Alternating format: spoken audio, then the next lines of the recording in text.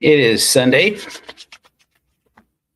the 21st of December, 2 days prior to Joseph Smith's birthday, which have some interesting announcements about that coming up later this week. I'm very excited to be here with you. It is Sunday at 10 a.m. Mountain Standard Time. That means it's time for these Korah whores to go to church. You godless horde, get to church. We're going to start a little bit differently today. Let it not be said that the Korah whores don't grow and develop and become better at things. Do you remember this? What were you saying? Thanks, Tucker. And by the way, if folks want to help us out, jdvance.com. Every little bit helps if you can throw us a couple bucks. But look, what I was basically saying is that we're effectively run in this country via the Democrats, via our corporate oligarchs, by a bunch of childless cat ladies who are miserable at their own lives and the choices that they've made, and so they want to make the rest of the country miserable too. And it's just a basic fact. You look at Kamala Harris, Pete Buttigieg, AOC, the entire future. So I would be loath to trigger everybody first thing in the morning on a Sunday. Good day. Hello. Are you having a pleasant Sunday? How's your day of repose, rest, and or hangover? Hi, we're the Church of Korah Whore. We're a church for godless people. I do not endorse any political candidate on my platform. I don't endorse any political candidates at all. This guy, JD Vance, least of all, but nor am I specifically endorsing anybody else. Apparently, this week, Talking Points USA, also known as Charlie Kirk's widow and supposed throng, have endorsed JD Vance to replace Donald Trump in 2028. I'll say this much: looking forward very much to how Donald Trump feels about being replaced. It's going to be an interesting time. 2026 is going to get interesting. But of course, this is one of the more loathsome things that JD Vance has ever said. Now, everybody has their political agendas. I'm not telling people how they should vote or not vote, who they should support or shouldn't support. And frankly, certainly not in the case of a man who apparently is being endorsed by Talking Points USA to be the next Republican president, when most Republicans I know don't even think he's Republican. But to say the least, I think that the sentiment that JD Vance is espousing or expressing in this message is the feeling of a lot of conservative people right now. And it's at the heart of what I want to speak to today, which is estrangement and or no contact, especially among religious households and their children who leave church. Leave the church, leave their church, leave every church, what have you. As a church for atheists, mainly made up of ex-Christians, ex-Mormons, and so forth, well, we're going to be dealing with this quite a bit. Let's go on. I want to show you a little bit more. Of the Democrats is controlled by people without children. And how does it make any sense that we've turned our country over to people who don't really have a direct stake in it? I just wanted to ask that question and propose that maybe if we want a healthy ruling class in this country, we should invest more, we should vote more, we should support more people who actually have kids, because those are the people who ultimately have a more direct stake in the future of this country. I just want to point out something, and maybe he misspoke, doubtful. Did you hear JD Vance there say, if we want a healthy ruling class? No. I wish no harm or violence on anyone, but no, let the ruling class fend for themselves. Everybody else has to. I mean, isn't that the idea? Or is it just the people who work for a living who have to fend for ourselves? Hello, Tech D. Welcome to our godless sermon. I'm actually getting going on it. Good. How are you? Let's everybody welcome new people into congregation today. This is our godless congregation. It's just like normal church, but with more swearing. And we talk about we talk all kinds of dirty things. We're good Korah whores. We just like that. But here's the thing that JD Vance is talking about that I think addresses our, thank you, that addresses the crisis that a lot of ex-Mormons, ex-Christians, ex-Jehovah's Witnesses are experiencing right now as families start to fall apart in America, and as along the lines of our not only political divisions. It's easy to see political divisions sometimes, but a lot harder to see that there's to discern, is there a social division? Is there a moral division? Do we no longer share the same values that we did when we were fill in the blank, Muslim, Jewish, Christian, Baptist versus, everybody else, Mormon versus everybody else, and so is it because we have different perspectives of the future? Is it because we have different ideas about who we as a country, as a people, should invest in? And this idea that we are investing into the future of people who have children versus not investing into the future of people who choose to be childless by choice is a pretty key difference, I would say, between different sides of a social and moral divide, leaving the politics out of it because I am not here to tell you how to vote. But let's move on, because this is going to get very heated as we get closer to this subject of what happens when we, the deconstructing or deconstructed, choose to distance ourselves from parents. That's good. That's a good thing, actually. Jex, welcome. Thank you. Man, if you had called for, I don't know, lowering tax rates to zero or invading... I've had enough of this guy. Let's First go is because on. it actually hit a nerve. I mean, these people recognize that they're unhappy. They live in one-bedroom apartments in New York City. They've played their entire lives to win a status game. They're obsessed with their jobs. They're obsessed with their wealth and with their fortunes. And they look at middle America, people who are actually pretty happy with their lives and the choices that they've made. Okay. I will say this from a moral standpoint. It is quite a thing for a man who has had rich people handing him every advantage in life to pretend, as he claims in his now debunked novel, fantasy novel, Hillbilly Elegy, to pretend that he is Mr. Appalachia, that he is the salt of the earth Christian man from Christian America, living out this life for Jesus, calling out his own wife, who is not Christian, from a stage with his Christian friend, associate Erica Kirk, trying to gather and garner political support from people who are Christian. And while people who ask, aren't you some kind of Wall Street guy? Aren't you Peter Thiel's tool? Aren't you working for wealthy billionaires who are notorious for abusing Christians and abusing believers and using their ideals and their values against them? Do I have to remind anybody that this Hallow app, where you can pray to God for a certain fee every month, actually is now owned majority by Peter Thiel? Apparently nobody realizes there that that there at least are some people in the world, apparently some of them Catholic, Hello, as I understand it, is basically an app for Catholics to pray to God, have seemed to have forgotten that you can do that for free, apparently. I'd always thought so, but yeah, anyways. Yeah, that did happen. You aren't wrong.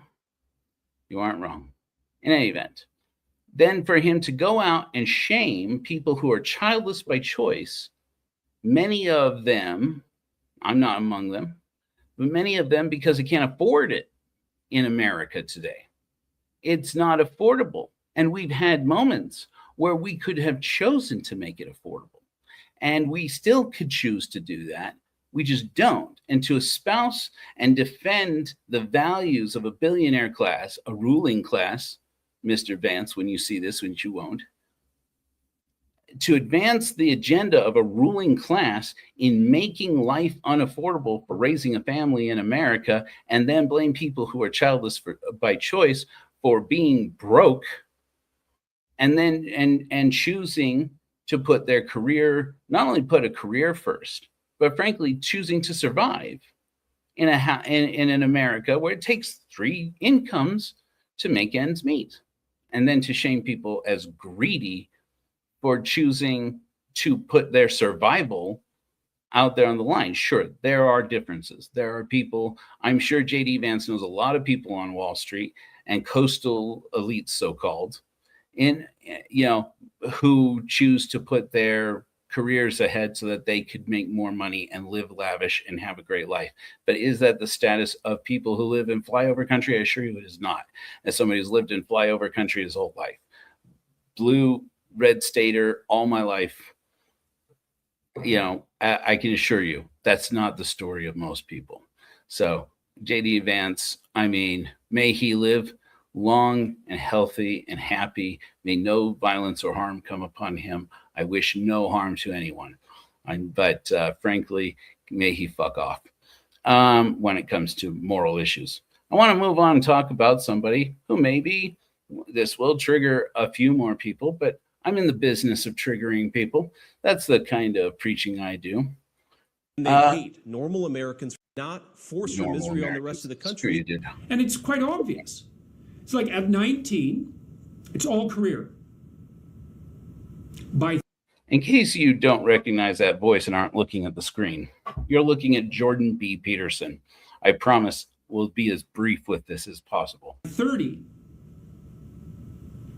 that's just not the case. It's not the case. I don't know if I've seen a single one. It suggests that they know. Blah, blah, And I've been working with men and women my entire life, and I've watched this, and it's quite obvious. It's like at 19, it's all career. By 30, that's just not the case. It's not the case.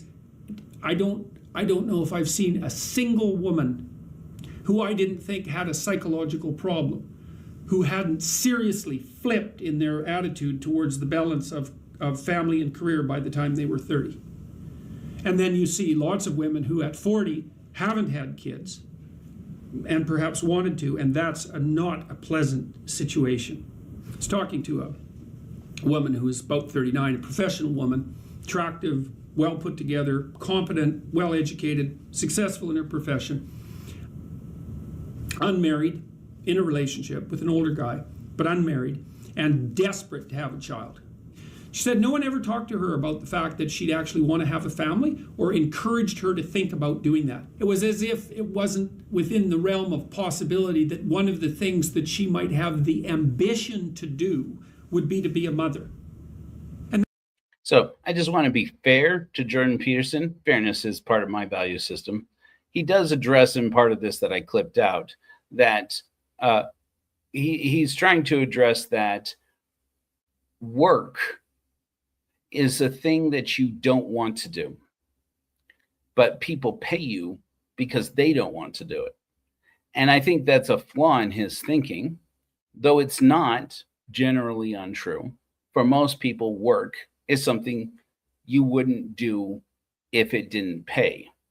And then the things that are truly valuable in life to you generally are things that you either don't get paid to do, or even more so that you pay to do, right? You pay to go to amusement parks. You pay to go on vacation and travel. You pay to buy more homes or bigger homes or to invest in, what have you, right? These are the things that you value, are the things you put money to, or that you do, and even if it doesn't make money because you want to contribute that in some way. And he's making the case that parenting should be one of those things, and choosing, particularly for women, to choose to be a mother is one of those things. And so it's a thing that maybe we should go back to the old conservative traditional family value that says, let us remember that for women, their preference would be to become mothers and raise children and have families if they sat down and thought about it when they were 19, but they don't, because his argument, the left has crept into the academic system, whatever. I'm done putting his foul attitude in my mouth. So what I'm saying is this. Perhaps he's right. I don't think so. But morally speaking, to shame somebody for being childless by choice when they are young, because it is of low value. Oftentimes, Jordan Peterson, I have heard him, I didn't clip it out here, but I've heard him talk about what's being ignored by women when they make that choice when they are young and at their most fertile, is that they don't realize that when you are older, you'll be lonely. And that's absolutely key to talking about that value, that difference, that generational difference of values between Jordan Peterson's values. Jordan Peterson's only some 20 years older than me. This mainline Gen X or older baby boomers values versus the zillennials, millennial values, much less the Gen Z and younger, is this idea that your life has to be survivable. You have to survive in the reality of the economics of the day. And you have to balance the things that are valuable to you against a question of, is life worth living? Is this what you would choose? And when someone says, well, you have to make a choice for what you're going to do when you're old, for how you are going, what you're going to be surrounded with when you're old, neglects, first of all, the question of whether or not you will get old, because a fair number of men, I hopefully don't have to show you the statistics. I don't want to bring you down. A fair number of men in this country particularly don't survive 50.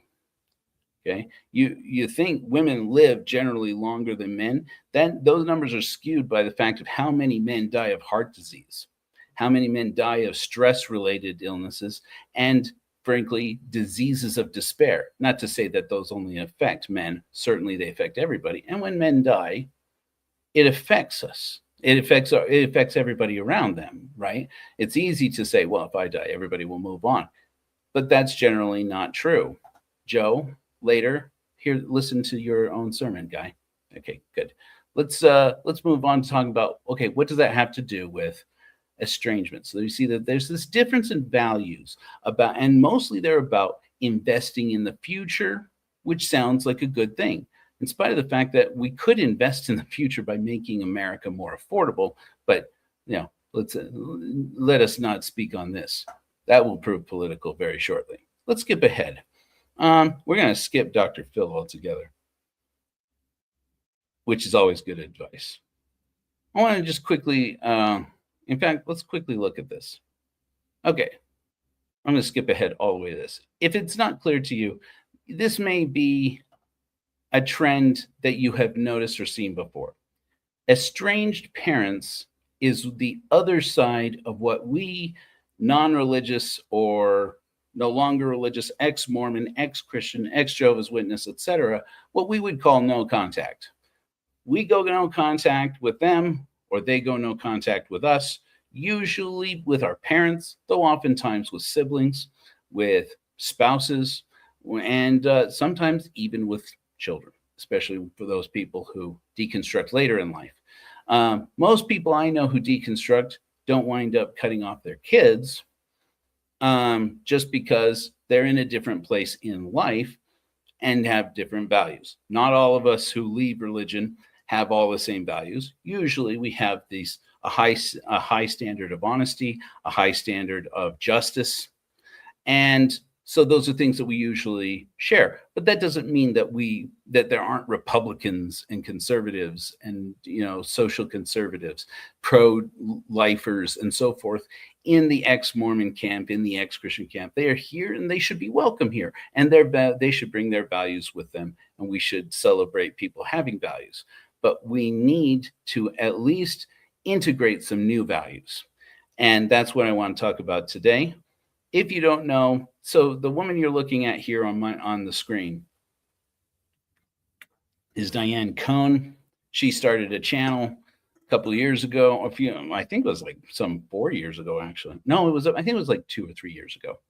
That blew up, got really big, She's getting millions of views. And then she started selling parents of kids who go no contact a program where you can pay her some amount of money. I want to say like $20, $25 a month or something, to basically join her little bitch fest, to go and talk about how my kids don't care that they hurt me. They don't care what happens to me. I say bitch fest. I should be more generous with it. They complain. And let's be fair. Again, I'm high on fairness, especially in the ex-Mormon world. A lot of our group therapy, a lot of our sitting down and having conversations are just as much bitch fest as this. So we'll sit here and we will talk and we will vent about my dad this, my mom that, my siblings this. And I'm not saying that people don't need to get that out. They do need to get that out. We all need to be able to get that out. But the science of getting it out, it's not like letting pressure out of a balloon, right? You let it out, especially in a contained area with other people who have that same pressure. And what ends up happening is we become an echo chamber. That's the science of, if you will, of venting about, the difference in values with our families that we came from, is that we start reinforcing these ideas that, and especially where everybody says the same thing, you start echoing back to each other. Well, it's a good thing we all went no contact. Everybody should go no contact, but that leaves a lot of people feeling on the outs who want to deconstruct religion, want to, at the same time as maintaining a healthy relationship with their parents, and no values are going to come out of everybody deciding, well, this is what happens. You leave the church, then you get your Sundays back, and you sleep in on Sundays or take up golf. Then you start saving your tithing money or investing it differently, or blowing it away on fun. Then you and your family, your kids have more fun because you don't have to go to church and you can do awesome things. You pick up a good drinking habit, that definitely got to do. And then you go out and get start experimenting with swinging or, polyamory or something, discover what you do or don't like about that. Then you get divorced. And there's this playbook that a lot of people who deconstruct religion are going to look at and say, cool, hot, like it, don't like it. But here in these other ones in between, don't like it. I don't want it. Don't want to pick up the drinking habit. But I can tell you this, I love me some booze. But I am so grateful every day that when I sit down and think, do I have a drinking habit? And it causes me this Mormon panic that says, Joe, do you have a drinking problem? Well, maybe I do. Maybe I have a problem. That's like the worst thing. Is the number one thing my father, in my excommunication trial, my father was there when I was kicked out of the Mormon church. And he said, the one thing I wish Joe wouldn't do was drink. And I thought, shit, did I validate Dad's worst fear of what would happen to me when I left the church? And at that point, I've been drinking for a while. And I'll think like, when was the last time I had a drink? And when I realize I don't remember which day, what date, which week, or which month it was when I last had a drink, I realized I probably don't have a drinking problem. Doesn't mean you don't. But if you don't drink all the time because you can get along in life and just function without alcohol, chances are you're probably okay. So I feel good about that. But again, it's this thing. It's like I can opt out of that while recognizing for somebody else's deconstruction experience, it's a key component. So that they're going to go out there and they don't need an echo chamber that says, everybody, we're all going to go out. We're going to do our ex-Mormon thing and we're going to get smashed. We're all going to get hammered. Everybody's going to party and then we're all going to hook up with each other's wives. Yeah, here we go. Everybody wants, what's that? What's that? Who's hooking up with my wife? Am I hooking? Whose wife? What's this? It's not everybody's values. And we need a broad diversity of experience for people who are deconstructing religion. And going no contact has to be a part of that. That being said, before I go on to this next part, in fact, we're going to skip Diane because frankly, she's triggering and I want to get to the good stuff. suffice it to say, I watched this woman. Let me just minimize me and so you can see this person. Okay. This is one of her more famous videos. I watched this woman's videos, and it's easy for me to see a narcissist. Now, this is part of the problem. This is where I am part of the problem. Okay. Is I look at this and I see this is a narcissistic mom, seen it a million times, supporting my congregation, supporting my friends, supporting my loved ones in deconstructing from Mormonism, particularly. We see the narcissistic mom over and over again. Part of the reason why it's important to recognize that while being careful with the word narcissist or words like codependent is that once again, it becomes easy to get into a box where it's like, I am in this box and not in this box, especially when we start pondering our abuse. Important to acknowledge that we have been abused.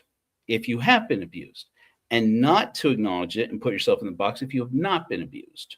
But at the same time, when we see abused and abusive as separate boxes, it becomes easy for anyone to say, no, I'm in this box. That means I can't be in this box. And that's just not the case.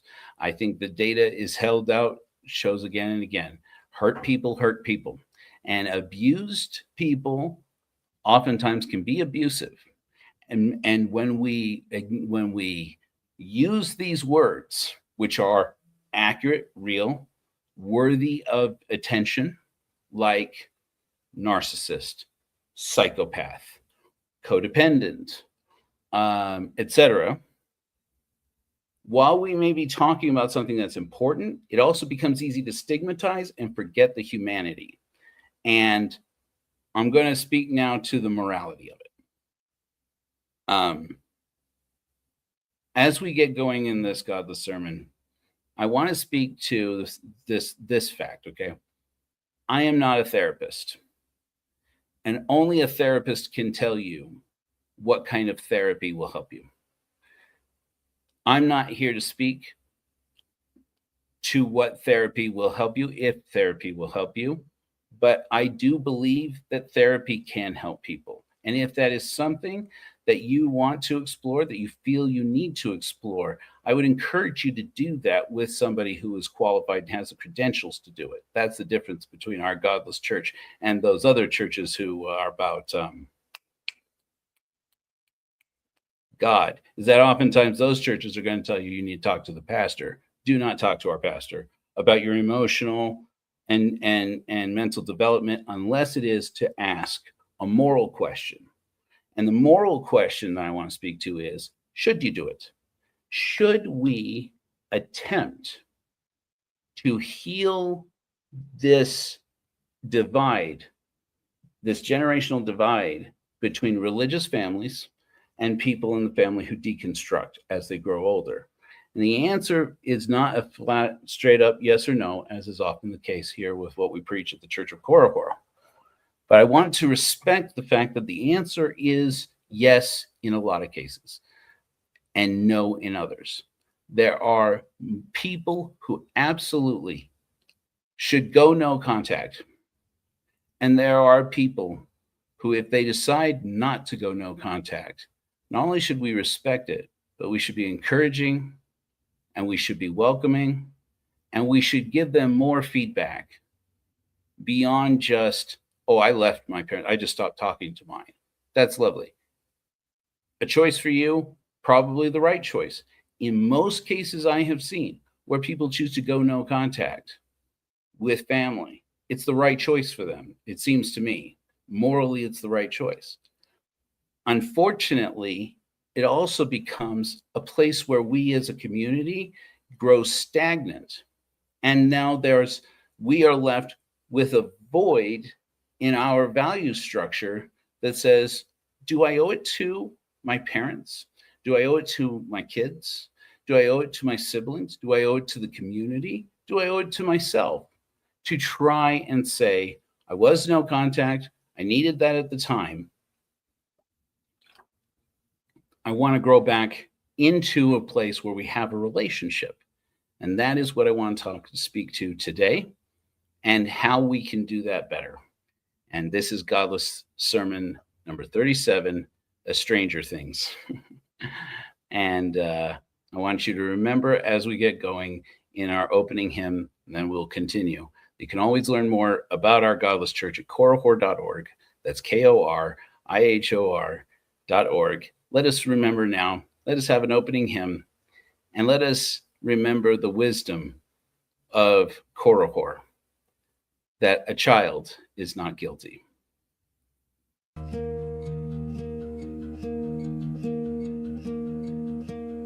Child is not guilty for laughing too loud, making mistakes, or chasing a cloud. Let children speak. Listen, you will find their laughter wonder, potential undefined. Let them run, let them laugh and grow. Sing the song that only their hearts know. A child is not guilty, born to be free. Don't blame them because of you or me. Let them dance, let them shout, they illuminate the way. A child is not guilty, give them room to play.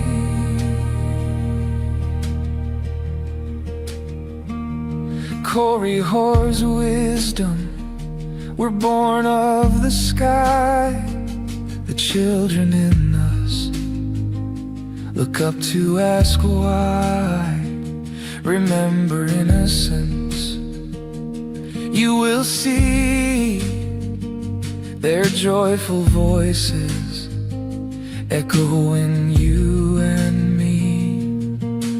Let them run wild like the river's course, free of gods, of sin, of our remorse. A child is not guilty, born to be free. Don't blame them because of you or me. Let them dance, let them shout, they illuminate the way. A child is not guilty, give them room to play.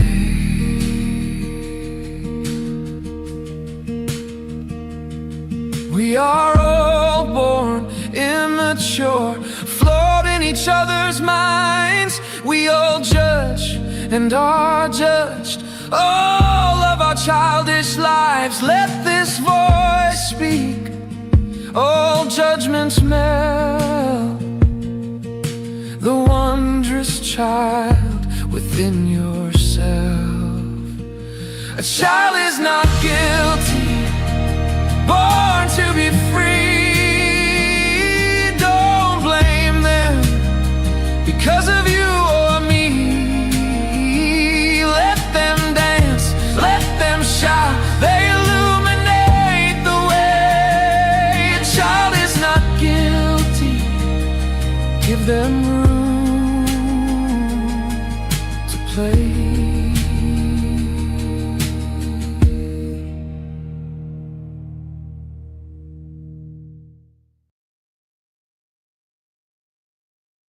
This is, again, Godless sermon number 37. Here we go. Godless sermon number 37, Estranger Things. And welcome to our sermon. So I just want to say, listen, toxic family, no contact, parental estrangement. These are all buzzwords that will bring up a lot of pain and a lot of trauma. So we want to make space for this and delve into it. We can talk about these things. Probably good to talk about them with a therapist, and this is no replacement for that. Nowhere is it more the case that estrangement, no contact, or however you want to talk about it, from whichever perspective you want to talk about it, is a high priority to consider and to talk about. Why it is that for some people, you may have to go no contact with your family for the rest of your life, and even choose to cut off contact from them. But then how to square that with a value that says, I can't believe so and so left the church. They're in our community, we love them, we care about them, and their parents cut them off entirely. Well, that's just cruel. So we can do it to them, but they can't do it to us. Where is the fairness? And so I would say, let's talk about it just a little bit. We can open it up, and we can nurture these wounds. And I would invite you now, take a brief moment. In fact, let's overview a little bit here. I want you to take a brief moment and just inhale deeply through your nose right now, if you will. If you'll indulge me.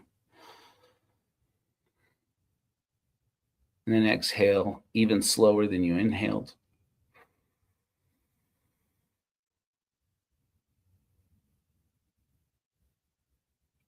You keep going and focus on your breath, just to focus your mind on a very mundane thing. No other reason. You don't have to do it this way every time. What matters here is take a moment to let all those thoughts that are normally percolating in your head and troubling you, all the triggers that come up for you, just let them go by. Let's take a moment, take a break from it. I have to go pick up this, I have to go do that. Let it go. Let it come up, feel it, because thoughts are feelings and feelings are thoughts. Bring it up, feel it, let it go by. And I want you to just for a moment, just consider for a moment the value of triggers. Triggers result from your nervous system reacting to danger. Some triggers are going to come up. They're going to present with feelings that you can feel in your body. Let them come up, feel them in your body. See, know, contemplate where in your body, what the feeling of it is, what the weight of it is, what the temperature of it is. Maybe for people like me, there's a color with it. And when it comes up and it says, I'm a trigger, and there is something in it that is abusive, where you were abused, let it come up and live in that anxiety for just one moment. Let it come up. Acknowledge it. Don't fight it. And let it go. You don't have to pretend you don't care. You care. That's why you felt it. But you don't have to go from this moment to the next moment with it. You can go into the next moment and let it stay in the past. You can go into the next moment without it.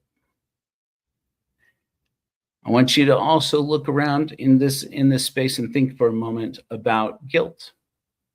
And see if something comes up for you. Feeling guilty. The natural urge to respond to guilt is to defend yourself. Again, just like it is for fear, like it is for anxiety. Let that guilt come up. Let your defense mechanism come up to meet it. And then let the defense mechanism fade off into the past. If the guilt remains with you, let it remain with you. But remember, you are moving forward in time. And feelings don't have to. Triggers don't have to. This is what it means to live in the anxiety. Just let it be what it is, because you can't live your life running from anxiety. You can't live your life running away from it, trying to avoid it. It's a good way to end up in some bad habits whether it's drinking or whether it is eating too much sugar, eating too much carbohydrates, the comfort foods, or whether it's exercising more than is appropriate, whether it is chasing toxic relationships, whatever it may be that you try to chase away those feelings. If we can't live in the anxiety and acknowledge that to be alive is to suffer, is to experience these things and appreciate the value and even the richness of feeling pain, and just let those things come up. Let them come up now. Whatever it is, acknowledge it. Say, oh, I feel it. Think to yourself, I feel that. And then let it go on the path that it's going while you go on the path that you're going.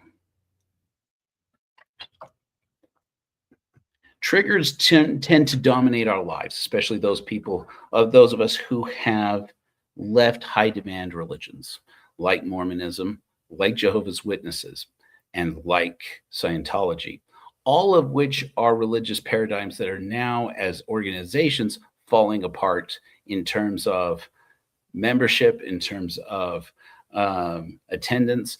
I've been watching a lot of Mormon content lately. I do that. It's one of my bad habits. But I also need to stay on top of things a little bit. And a lot of content right now in the Mormon space is all about how Exmos keep saying that our people have all gone inactive and everybody's leaving the church. And it's not true. Just look at this Pew poll statistic. They don't ever talk about the methodology of collecting data. They don't really care. Most people don't. But never mind that at all. The very fact that somebody's addressing it and saying, we're not losing members, don't let anybody tell you we're bleeding membership, tells you right now, oh, there's something, there's a problem. If you're having to talk about it, then there's a problem. But then, of course, if you address the problem, for most people, running away from their anxiety, whatever that may be, or for whatever reason, to run away from it means to defend it against it. Get up your defense mechanism against it. And a lot of Mormons right now, I can tell you, are feeling it, are feeling this. How do we exist in a new paradigm where so many members of our families are leaving the church? And here we are, especially for content creators, that they say, here I am, I've basically committed by virtue of the fact that I'm making content, promoting the church, protecting the church, serving the faith, that I am now obligated to stay and to not join them in leaving the church. I'm obligated to do it anyways, because I'm invested in it. Whether they think that consciously or not, that I would assume that has to be part of the paradigm for them. And in the process of that, what you end up with is a lot of content coming out of Ward Radio, A Thoughtful Faith. And again, I'm sorry for those of you who have never been Mormon. This is all very Mormon specific, but again, that's the content that I consume. But there is, I'm sure there's similar in the Jehovah's Witness space. We are seeing the moment of ex-Jehovah's Witnesses. And I am 100% here for it, with lots of heart, going out to those people who are leaving the witnesses in this very trying and difficult time, as all of the demons of the Watchtower organization are starting to come out. And to hear these people's stories, the abuse, the hurt, the systematized hurt caused by the Jehovah's Witnesses to their people. And these people now are beginning en masse, or in some cases, they have been living without community, in some cases, many cases, without spiritual development, without spiritual community, and probably with the same adversity to spirituality as a word that I have had most of my ex-Mormon experience. Acknowledge that. We got to let them have that space. For me, it was the better part of a decade. I didn't want anything to do with church. I didn't want anything to do with spirituality. I didn't want anything to do with the very word brought up just ideas about God, commandments, and this false paradigm, and it is a false paradigm, of being worthy and righteous because your performative behaviors qualified you for the conditional love of an unconditional God. And that, there's, for most of us, that could be a journey where you spend your whole life never seeking to change who you are, choosing to just learn to strive to accept yourself as you are. Because a lot of people who come out of church, there's a lot of acceptance. That's a journey there. There's a time period where you have to accept. That's this angry phase. And the people still in the church, they call it the angry phase. We call it the angry phase. I put to you, it is more than anger. It is relearning to look at ourselves as somebody who has a right to exist as we are. That's why a lot of people, people say that, oh, you leave the church. Notice how many people who become trans when they leave the church. It's not until they left the church, now all of a sudden they're trans. And of course, they want to establish the causal relationship there to say, well, leaving the church obviously turns you trans. Yeah, okay. Or you are trans and the church suppressed it. No, that can't be the case. Well, you're still in that paradigm. You're still inside that system, so you're not going to see it. Same thing with people who come out of the closet as gay. Same thing with people who want to deconstruct white supremacy and the inherent white supremacy that exists inside Christian nationalism. And so they have to have this time period. A lot of people I talk to in the evangelical community, especially, we don't see as much of this in the Mormon, ex-Mormon paradigm, but it does exist. I have met people in the Mormon, ex-Mormon paradigm. But in the evangelical community, you find there are a lot of people who are Black who need to say, I'm proud to be Black. I'm not going to be ashamed to be Black. And if my mannerisms look or sound too Black for church, maybe the church was suppressing my identity, suppressing who I am. And so this is a time period. The angry phase is often a stage where the inner child that was left behind, that was stuffed down, that was suppressed and repressed, is going to emerge with a vengeance and say, I exist, damn it. And that has to happen, I think. And again, I am not a counselor. I'm just somebody who has done a lot of reading and supporting people on the subject. And I see it again and again. I welcome any therapists out there to echo in for or against what I'm saying here. That angry phase has to happen. It doesn't always have to look angry, but it has to have something to do with that inner child or that true self emerging beyond the organization, beyond the scripture, beyond the commandments, and beyond the gods, pretended as they are, beyond these things, and saying, I exist, I am real, and I have a right to exist. I have a right to exist as I am and as I choose to be. Then as we move into, I choose to be, I choose my life. That's where we come back to this idea. And the reason why I didn't spend a lot of time, really, I didn't spend any time going over clips of these people who make parental estrangement videos, parental estrangement seminars and books. Oh my gosh, the books. They write books about my kid left and won't talk to me.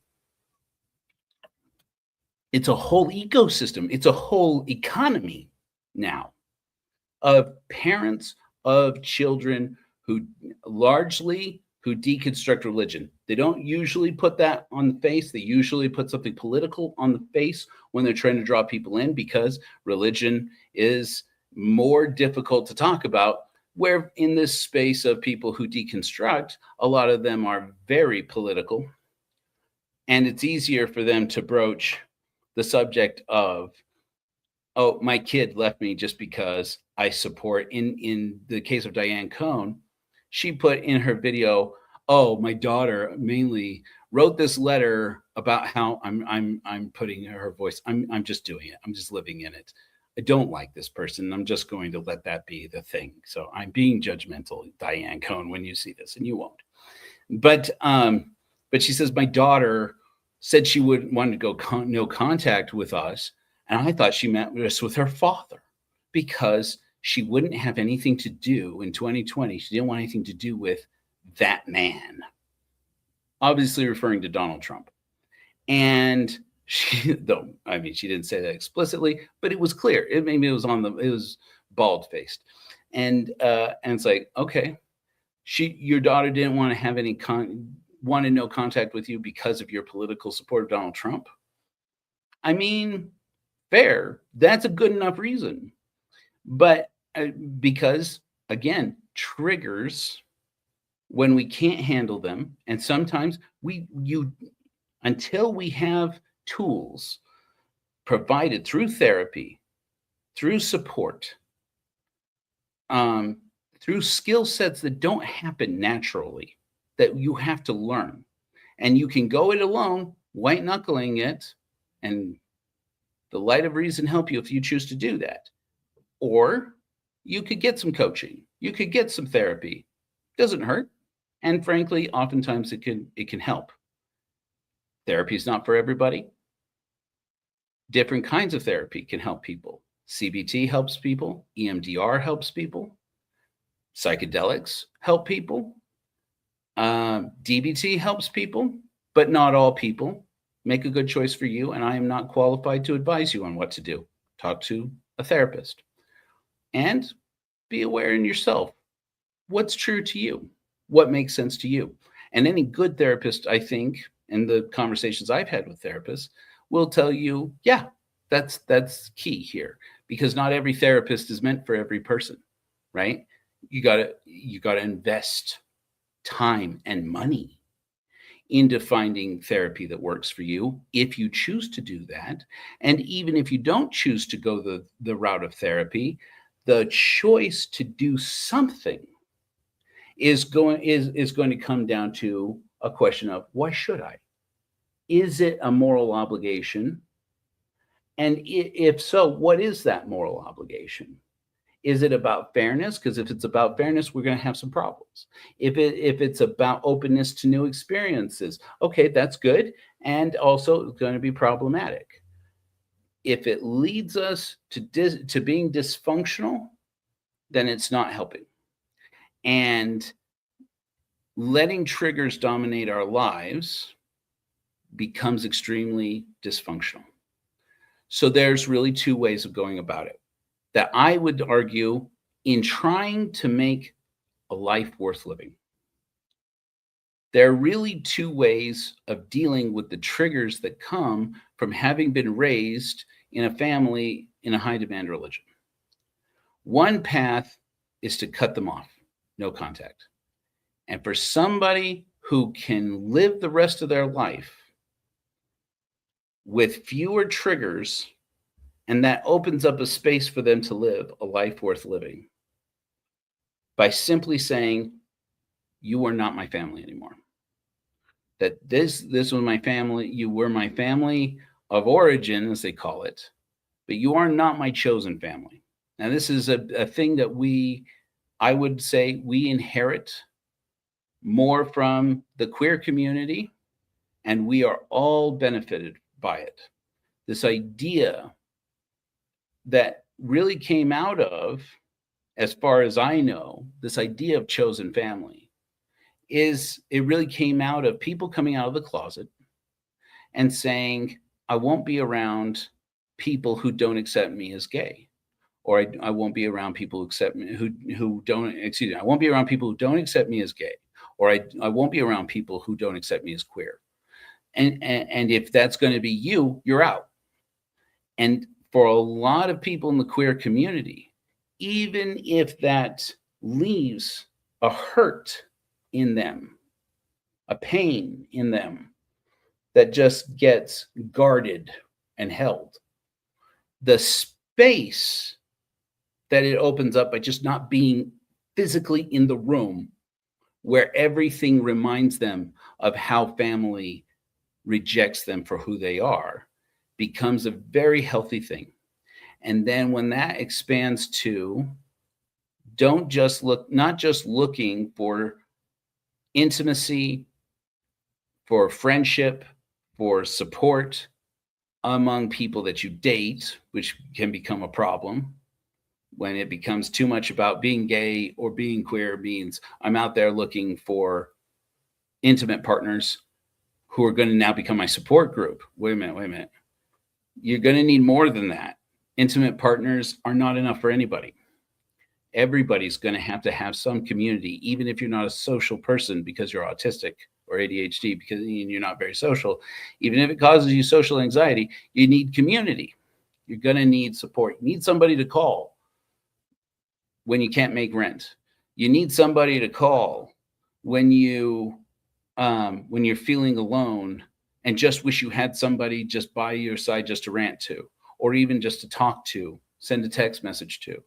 You need somebody to call when you need to find, when you're looking for somebody to date who's not, another toxic person from the apps, when you're looking for another job, when you're looking for a new apartment. These things can't be done just you by yourself and you with an intimate partner. It's just not practical. And, so you need community. And lo and behold, what happens is that people become your surrogate mom, your surrogate dad, your surrogate brother, sister, sibling, non-binary, parent, non-binary. And suddenly they become as beloved to you as the people in the family you were born in. Another thing that happens often, especially in the ex-Mormon community that I see all the time, and I hope to bring some hope and some encouragement to some people who are in this no contact situation, is that a sibling will reach out to you or a sibling spouse. I won't say, I won't out anybody here. I won't expose anybody. I'll say this, in my family, in my extended family, I have been very encouraged to see how many people that I am either blood related to or not have reached out to me and said, don't ever tell so-and-so, but I'm with you. This is my experience too. And they have to live. A lot of people, when they're leaving Mormonism especially, a lot of people spend 5, 10, 15 years or more just going through the motions of going to church and reading the scriptures and doing the family home evenings and doing this and doing, even preaching, going on missions, and they don't believe anymore. And the sacrifice that they make is to live in the triggers all the time. All these doubts coming back again and again for them, and having to live in those doubts and live in those pains, live in those sufferings. We're seeing it now in Mormonism with polygamy. How many Mormons have wished for decades that they could call out that they hate polygamy, but in a church that now is actively excommunicating people for saying that in a public space. You talk shit about polygamy, you're talking shit about Brigham Young, you're talking shit about the prophets, you're out, and excommunicating them. And for people who are not like me, who didn't go spoiling for a fight with the church and found my excommunication court very healing, very encouraging. And I have told people many times, yes, I understand it is hurtful. And if it's hurtful for you, then I hate it for you. But it's not the case for all of us. For some of us to be excommunicated from the church, to have the church kick us out, is great closure. It was for me. It's, to this day, it is one of the proudest achievements of my life, is that I was kicked out of the Mormon church. Yes, I was, because I dared to speak truth to power.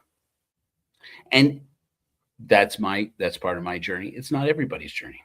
And for a lot of people out there, especially women, especially I've seen it. I'm just calling out instances where I've specifically seen it. I'm not saying all women, I'm not saying all gay people, but a lot of gay people and a lot of trans people. They want to leave without conflict.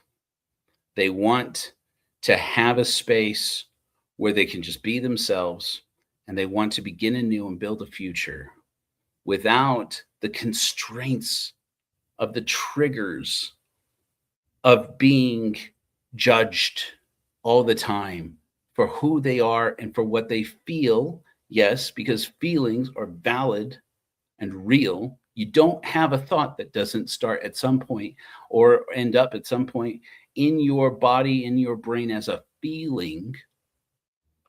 And so when people say, oh, you feel this, you feel that, whoa, slow down. Feelings are real. Feelings are valid. You don't have to marry a feeling. You don't have to be attached to it forever. But that doesn't mean you're going to get somewhere by saying, don't trust any of your feelings. Whew, you want to talk about a red flag? Here's a red flag. Anybody who would tell you you can never trust your feelings, that's a red flag. And it's a red flag we as atheists need to be mindful of, myself included. This is a moral thing that I have had to learn as an atheist and an ex-Mormon. And so as an ex-Christian, as a person who's deconstructed high demand religion, I have had to learn to recognize that intuition has its place, that it not only has its place, but anybody who would try to discourage you from your intuitions, you don't have to trust your intuition implicitly. You have to remember to use critical thinking. And critical thinking is not a natural skill. You must learn it. But if you only use critical thinking for everything, it doesn't give you much insight into who you are and why you choose to be alive. So let us decide. For some people, I would like to at least ask you, convince you to make room to say there are people for whom the healthiest thing is to just decide to go no contact from their family, from their community, from their friends, their loved ones, and yes, in some cases, even from their spouse or their children. That's not the solution for everyone, but for some people, it has to be the solution. Now, I would like to go over, but that's not the case for everybody. And I would like to encourage us all to explore, bring this up, and just contemplate it. Sit with it for a minute. That the choice to go no contact with your family members should be a choice for now. And to say, whatever you have to tell that person, because sometimes there's no contact conversations, become talks speaking about the future with permanence and saying, from now on, you are not my father, you are not my mother. From now on, you are not my sibling. From now on, this is not my family. From now on, forever. Okay, you have to let that communication be what it is. And I don't know your situation. And if that's the situation, fine. If it's not, to respect ourselves as individuals and be fair to ourselves, and to respect our loved ones or former loved ones as individuals, and to be fair to them. And I believe in fairness to an extent, and we're going to talk about that here in a second.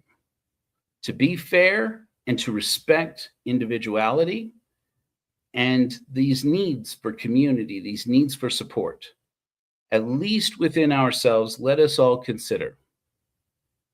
We shouldn't choose one day to go no contact for every day.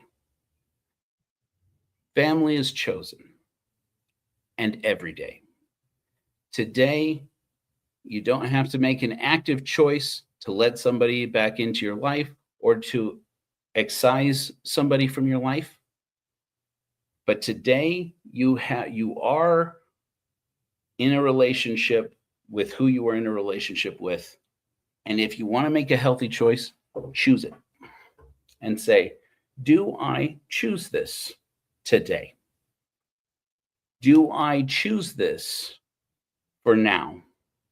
And do I allow myself?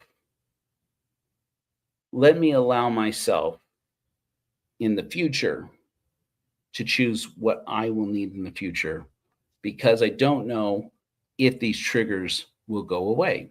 I don't know if these triggers that cause me to revert back to that hurt inner child, I don't know if those will heal until I have tried, and until I have tried whatever I haven't tried. And it may be that you must choose every day, no contact today, no contact today. And is that something you will have to choose again and again for the rest of your life? Yes, it may very well be. Or it may be that you can say, I choose to go no contact. I don't want to pressure myself to do it every day. But this year, 2026, let's say, 2026 is my year where I'm staying no contact, and I'm not going to pressure myself.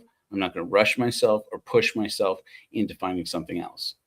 But also, let us have an experience of openness to say, if somebody reaches out to me and says the right thing, and I believe it, I must, again, at least communicate the boundary, and maybe include in that boundary, I would suggest to you, a condition.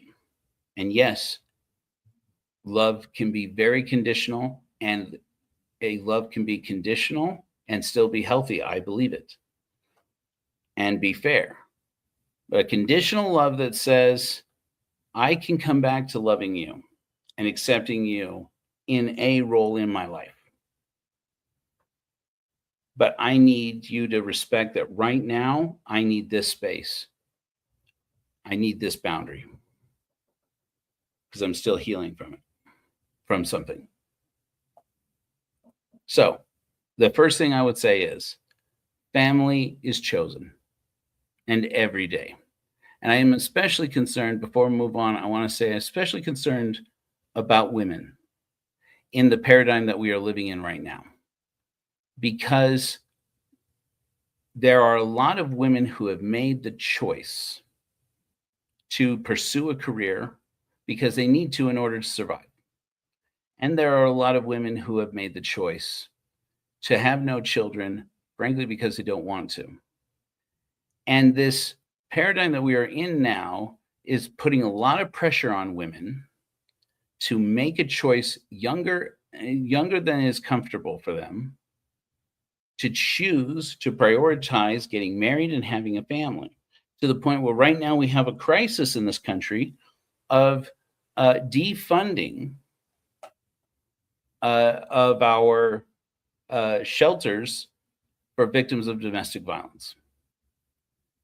And specifically, the financing of these shelters for victims of domestic violence, where they are being told that there is a new standard that will require them, and intimate partner violence particularly, that requires them to acknowledge and to teach women to acknowledge that the best circumstance to raise a child in is in a two-parent household.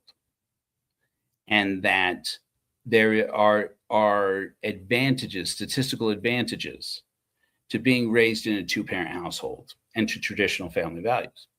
I'm not here to challenge those. I'm just here to say, in that paradigm, as resources go getting diminished for women, you can't be surprised that these women are all being triggered. Even the ones who may have socially conservative values are going to be triggered by being told, you need to acknowledge, you need to teach other women, or you need to teach your children that your ideal circumstance would be to go back to their father or go back to the abusive man or abusive partner in your life.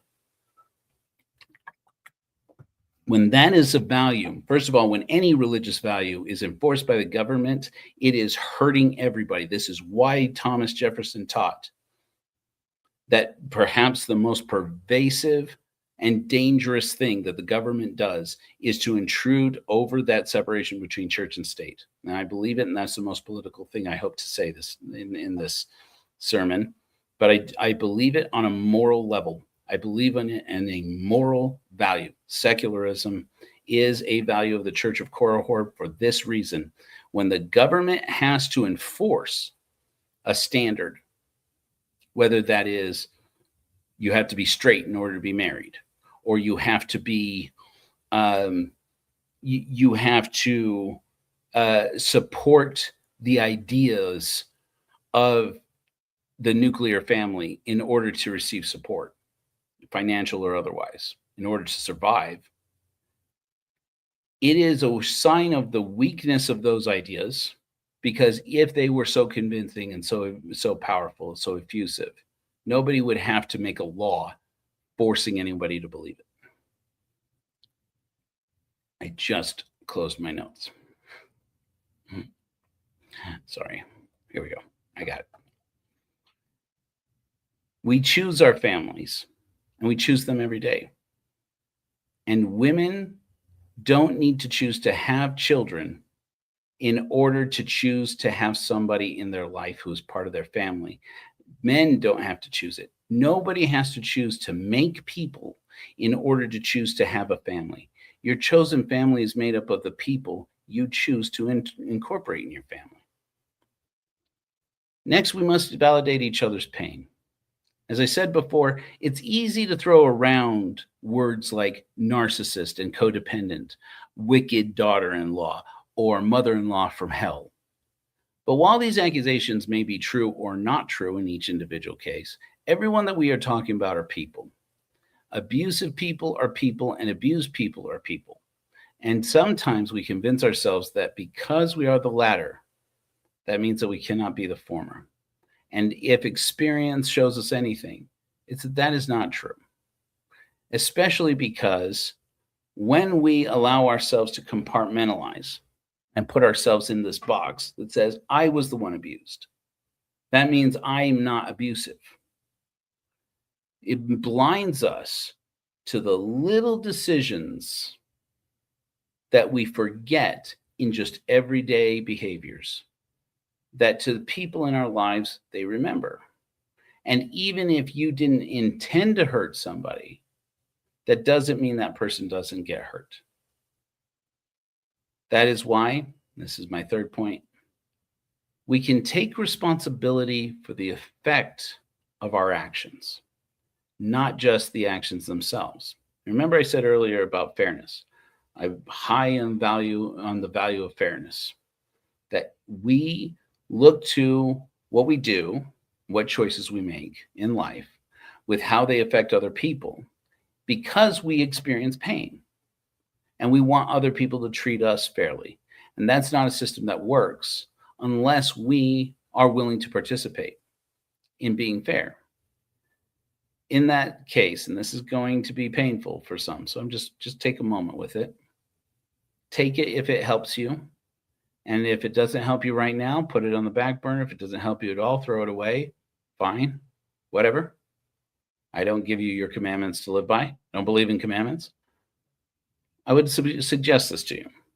It's easy to see the flaws in others, and it's harder to see the hurt in others. It's harder still to see the hurt that we caused others, especially our family members, and that whether or not we remember it or whether or not we meant to hurt them, being responsible for a life worth living means choosing to hear and to care about the effect of our choices in the lives of others. And that can include people we go no contact with, now or in the future. And so we must consider that to be responsible may include saying, I don't have to be responsible for I'm not responsible for anyone else's feelings. And it's certainly true that you must protect yourself emotionally within yourself and take a balanced approach at saying, if I didn't mean to hurt anybody, then I just can't blame myself entirely for the hurt that person perceived. Okay. So that's the unfairness level. Okay. It could be that your meaning to hurt somebody was down here and the hurt you actually caused inadvertently is here. And to take a leap of emotional investment to be responsible from here to here and say, I will meet you where you are, hear you out, and take responsible for the pain I caused in you. That right there is where that fairness meter is likely going to feel off. For anybody to make a change in their lives, especially when you didn't realize how you were hurting other people, it's going to require you to decide, this may be unfair to me. I'm choosing to do it and be responsible for it, even though it is unfair to me. What is the fuel of that decision? What is the fuel to cause us to decide, I'm going to do better. I'm going to take responsibility for this. I would put to you that fairness, that choice, the fuel to make that choice, to make a change, is love. And you can live your life without joy and happiness. It's possible. People do it all the time. It's a lot harder to live without love. For yourself, for other people, for life. I spent many years of my life saying, I think people who say that they're in love with life and being in love with life must be crazy, because I was so not in love with life. But even if you're not in love with other people, even if you're not in love with yourself, even if you're not in love with life, you have to have love with something. You have to be in love with something. Something has to drive you every day. And if we are to decide, I'm willing and open to at least investigating the possibility of relinquishing this no contact boundary. A necessary part of that is going to be the choice to say, I will be responsible for the hurt I caused this person and live with it, even live with the guilt, even if it is unfair. Even if it means, hey, you didn't accept me. This started out because you didn't accept me the way I am. Do you remember that? This all happened because you didn't care about me and my situation. You know, I'm not saying you don't voice those things, and I'm not saying you don't make that part of your conditions. I'm just saying in that process, if that divide is going to get bridged, and it doesn't have to be, I can't stress this enough. For some people, the moral choice to protect yourself and the people you love may be to say, I'm not open to this, to relinquishing the no contact right now. And I may never be. You have to accept that as possible for you. But if you are going to open yourself back up to say, it's possible, there's a road back. There's a road back to this relationship. It's going to mean you're going to have to hear some uncomfortable things that are going to cause you to live in that anxiety. And you're going to need tools, whether that is an archetype in your mind, in your focus, in your consciousness that says, the father in me protects me, or the mother in me protects me. This internal family systems is something that a lot of people use. As I understand it, having not done IFS or EMDR, that's a pretty directly correlated science to how EMDR works. Whatever it is, it could be mindfulness, it could be meditation, it could be, or CBT/DBT. Whatever it is, before you can begin to reestablish that relationship, if that's a priority, you're going to have the tools to be able to live in the shameful feelings, the guilty feelings, the hurt feelings that are going to come out of somebody else saying, when you left the church, you did this hurt to me. Or when you said these things about Christ, you hurt me. Or when you chose to live differently because you are fill in the blank. That hurt me. You're going to have to be able to feel that hurt, acknowledge that hurt as that person's hurt, without that guilt being, or shame being associated with, oh shit, I made the wrong choice by leaving the church, by choosing to live authentically, by choosing to be myself, by choosing to invest in myself, by choosing to protect my children or my family. Those things are still valid. Those things are still good. And if you can't divorce that in your head and tell yourself, my feeling responsible for the hurt I caused that person is not my feeling, allowing them and the church, or them and God's, or them and scripture. It's not letting these dead languages and these dead words control me and tell me I was wrong in doing and making the choices that I feel right about. And that's not easy to do. And like I said, if you can't do that, it may be that this no contact thing, even though you choose it every day, chosen family is chosen every day, it may very well be that no contact is a permanent situation. And for many people I know, it is. And I would never tell any of them, and I won't tell any of you, no, that's wrong. You have to let the people back into your life. You absolutely do not.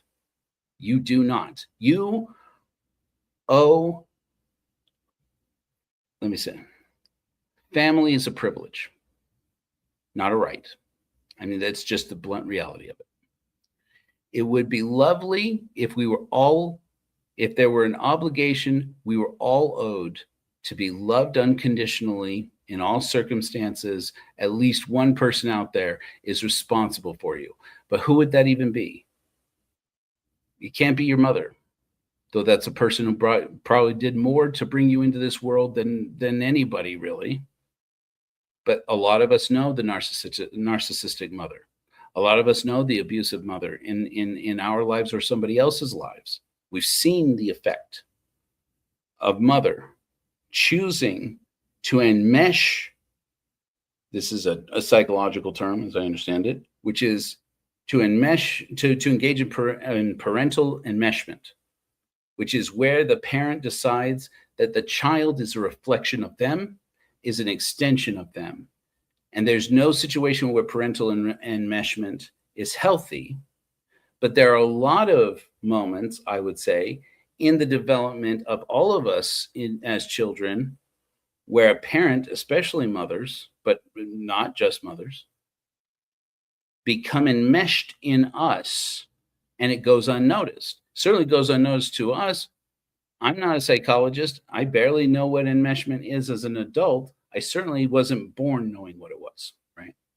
And maybe your intuition can instruct you on this, help you with it, but ultimately, it should be the responsibility of us as parents to acknowledge and see where enmeshment happens, parental enmeshment, where we start to see children as not being individuals that we brought into the world because we wanted to bring an individual into the world, but as being mere extensions of ourselves, representatives of our legacy, or what have you. There's no case where that becomes part of the condition of loving somebody, where it doesn't grow toxic and dysfunctional. But there are years of our early childhood where it goes overlooked. It looks like being proud. It looks like being supportive. But when we start to look at our children and say, well, that, to say, if you are my child, you're going to live like this, you're going to espouse these values, and you're going to promote them, and you're going to be a part of this. There's never a situation where that doesn't turn unhealthy. And last, I would say, but on that point, I would say, but again, that's not healthy to create that openness, to take responsibility for your effect on somebody else, invite them back into your life, and where they can say, do I get to tell you off now? Do I get to say to you how you hurt me? There's never a condition of that where you should engage in it, where we should engage in it if we're being true to who we are and living a life worth living, except that you are allowed in yourself a defense that says, okay, I can feel guilty, or I can feel bad, or I can feel responsible for the hurt I caused you, and not internalize that as shame for my choosing me, for my choosing to be authentic and true to myself and live the life that's worth living for me. And if you loved me, and another thing I find very helpful in this, in my relationships in life, is to say, if you loved me, you wouldn't want me to live in a circumstance where I didn't want to live.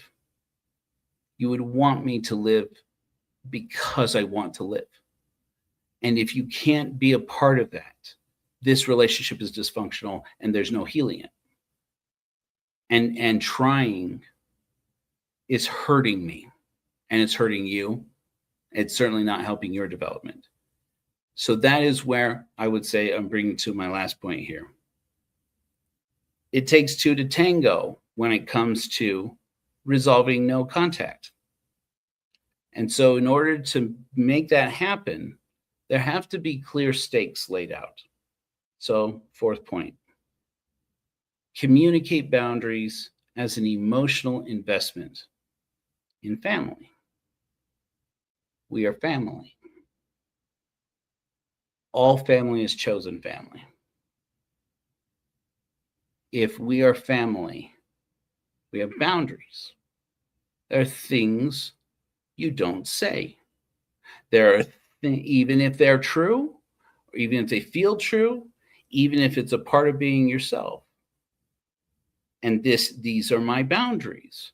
And where only one person sets boundaries, that relationship is going to go dysfunctional again. And you may have to go no contact again. And sure, as the day is long, I assure you, if you have to go no contact a second time with a person, it is going to hurt so much more. So I would say in that situation, it's going to take some courage.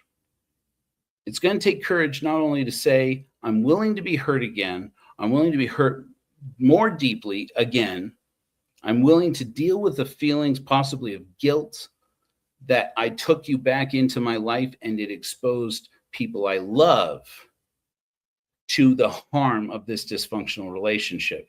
Not only that, but I choose to believe that this family relationship that you and I have is a bond that enriches your life and my life and the lives of other loved ones in our circle.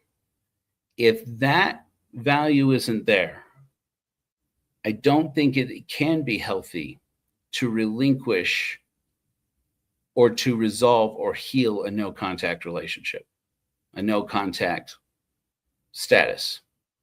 In that situation, I do fundamentally believe, and this is my belief, this is my personal belief, and one that I am trying to convince you of right now, but because I have seen how the opposite of this belief has hurt so many people I love, and people in our congregation, people in my personal life, and how I see it out there looking into the wider culture of our society.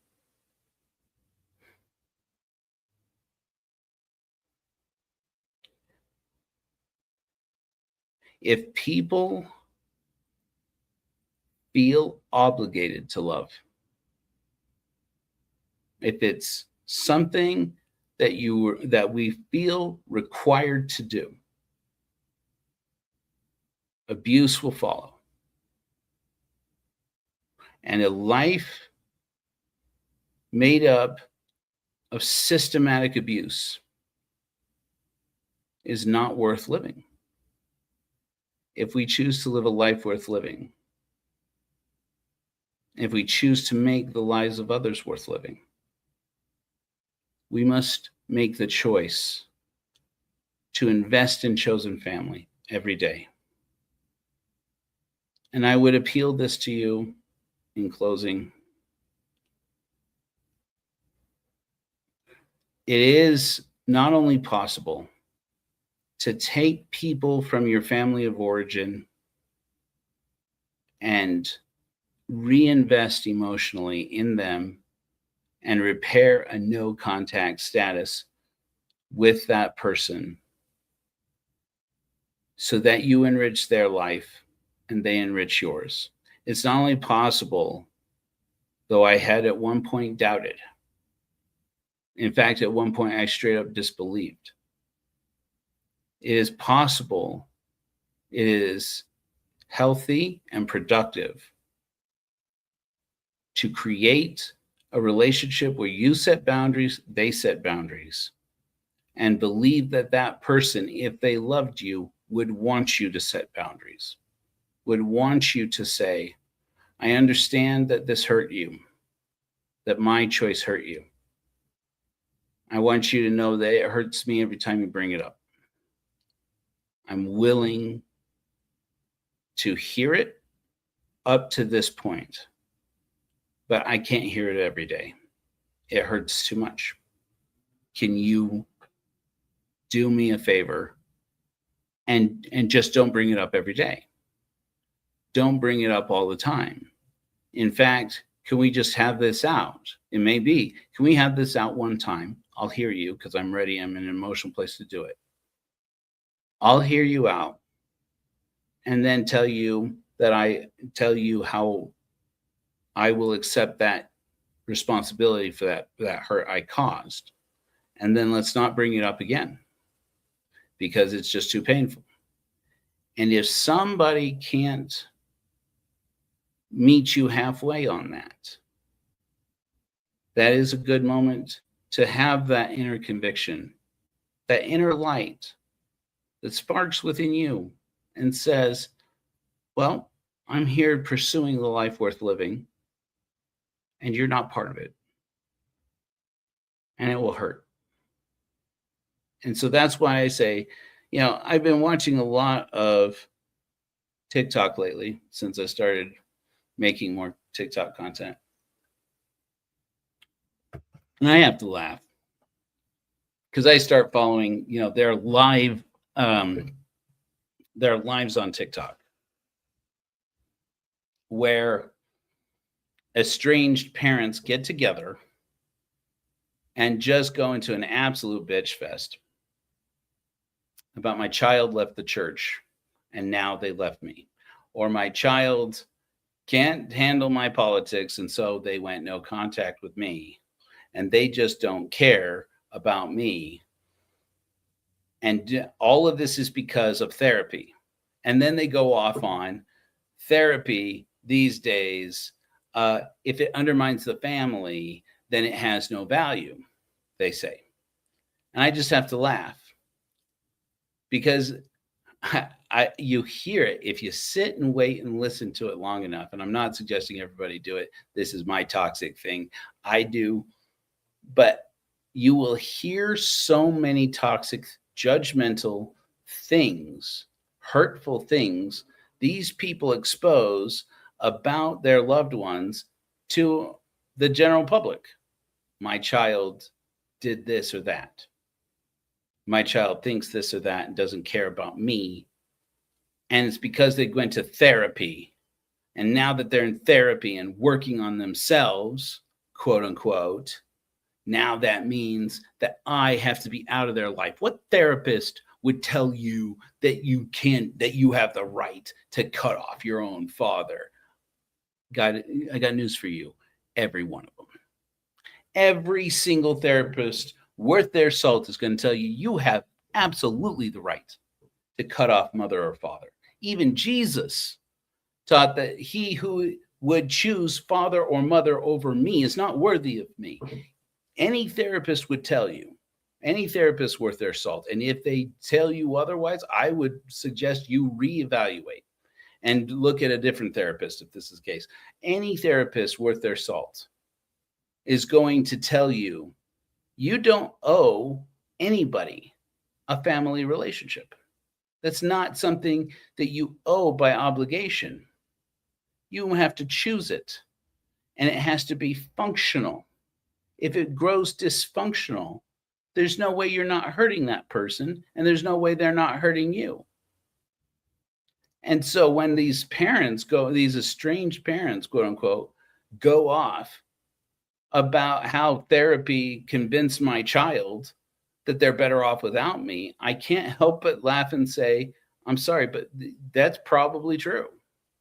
I don't know you, don't know your situation. And sure, there are situations where therapists who are human beings will make mistakes or act unethically, but the purpose of therapy is not supposed to be to educate people on what their values are. The purpose of therapy, as I understand it, and if it's good therapy, and I take this not from my own intuition or my own thoughts in my own head, I'm taking this from Dr. Rollo May, perhaps one of the wisest people I, as an atheist, have ever read.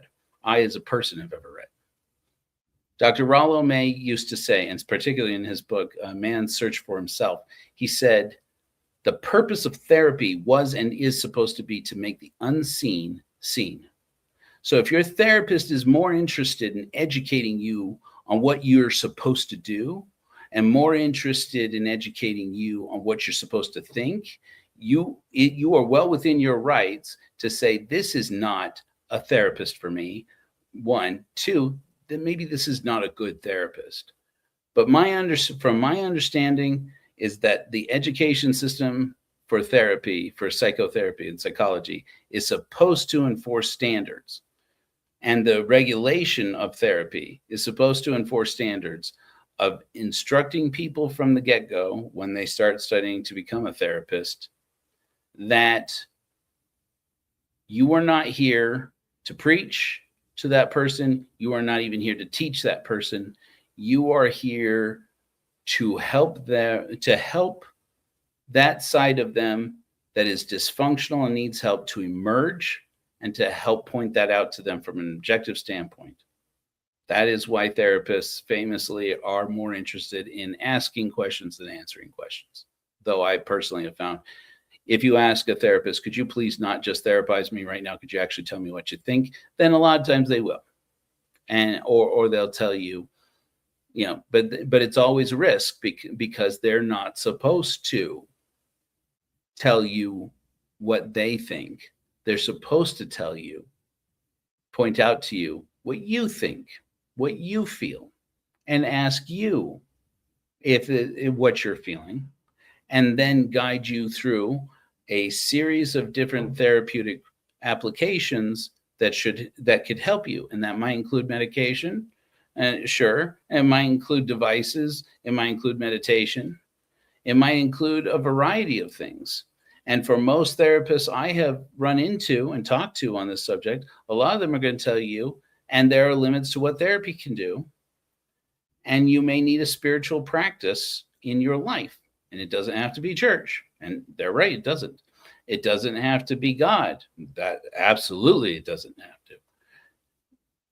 And it doesn't have to be any major discipline that tells you you don't do this, you don't do that, that tells you these are your new commandments, these are your new gods, these are your new prophets.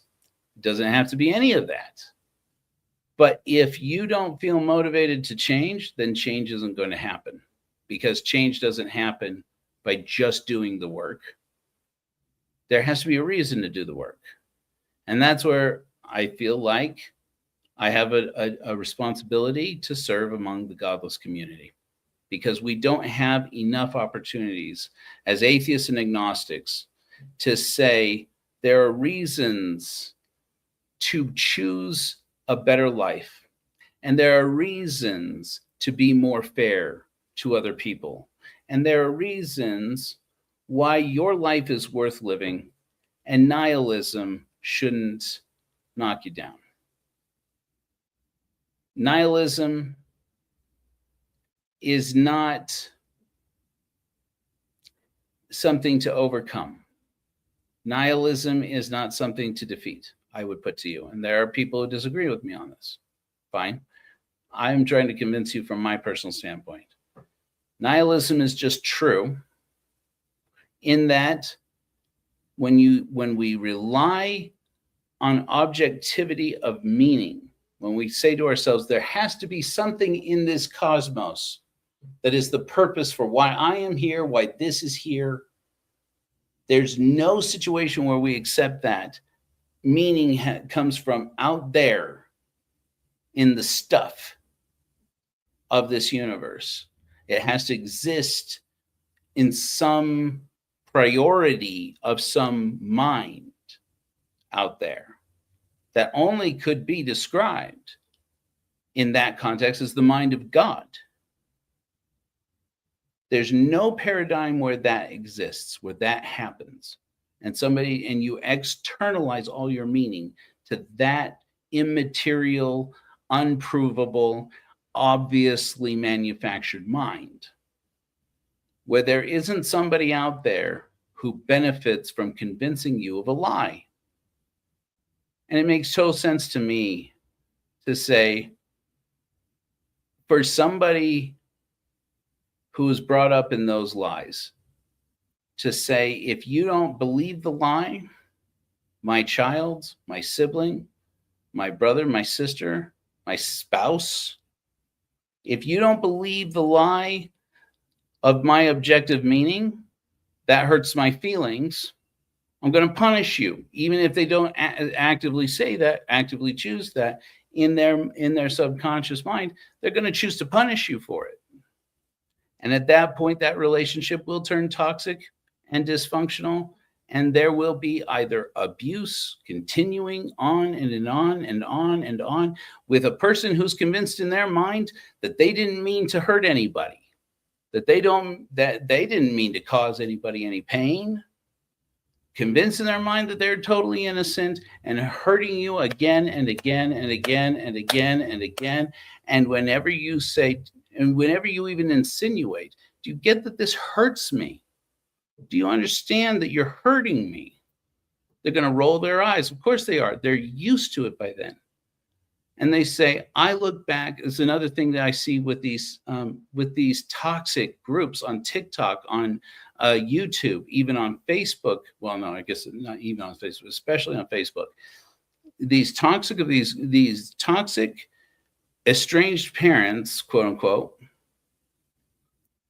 bitching and moaning about how they are, about how did you abuse your kid? Did you have an abusive relationship with them? No, of course not. You say, and they say, well, there you have it. We have it right from them. They didn't abuse anybody. Goes back to the same problem.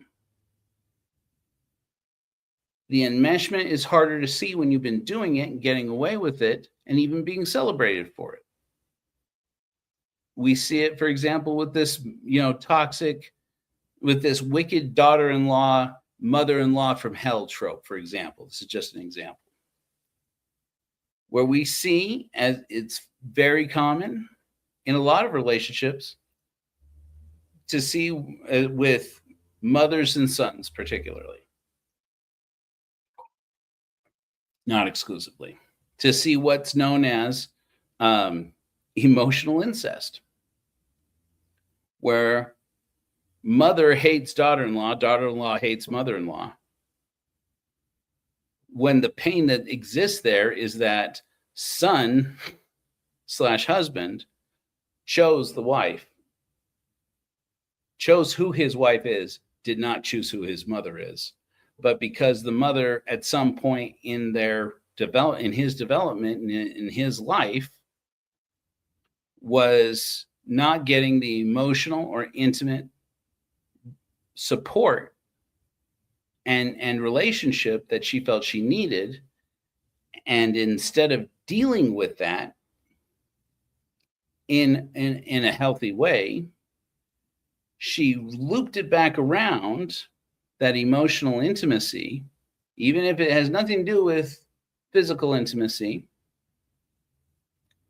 looped it back around into a toxic relationship where her son became her surrogate husband. And so all of a sudden, any woman who comes into that boy's life becomes competition to her.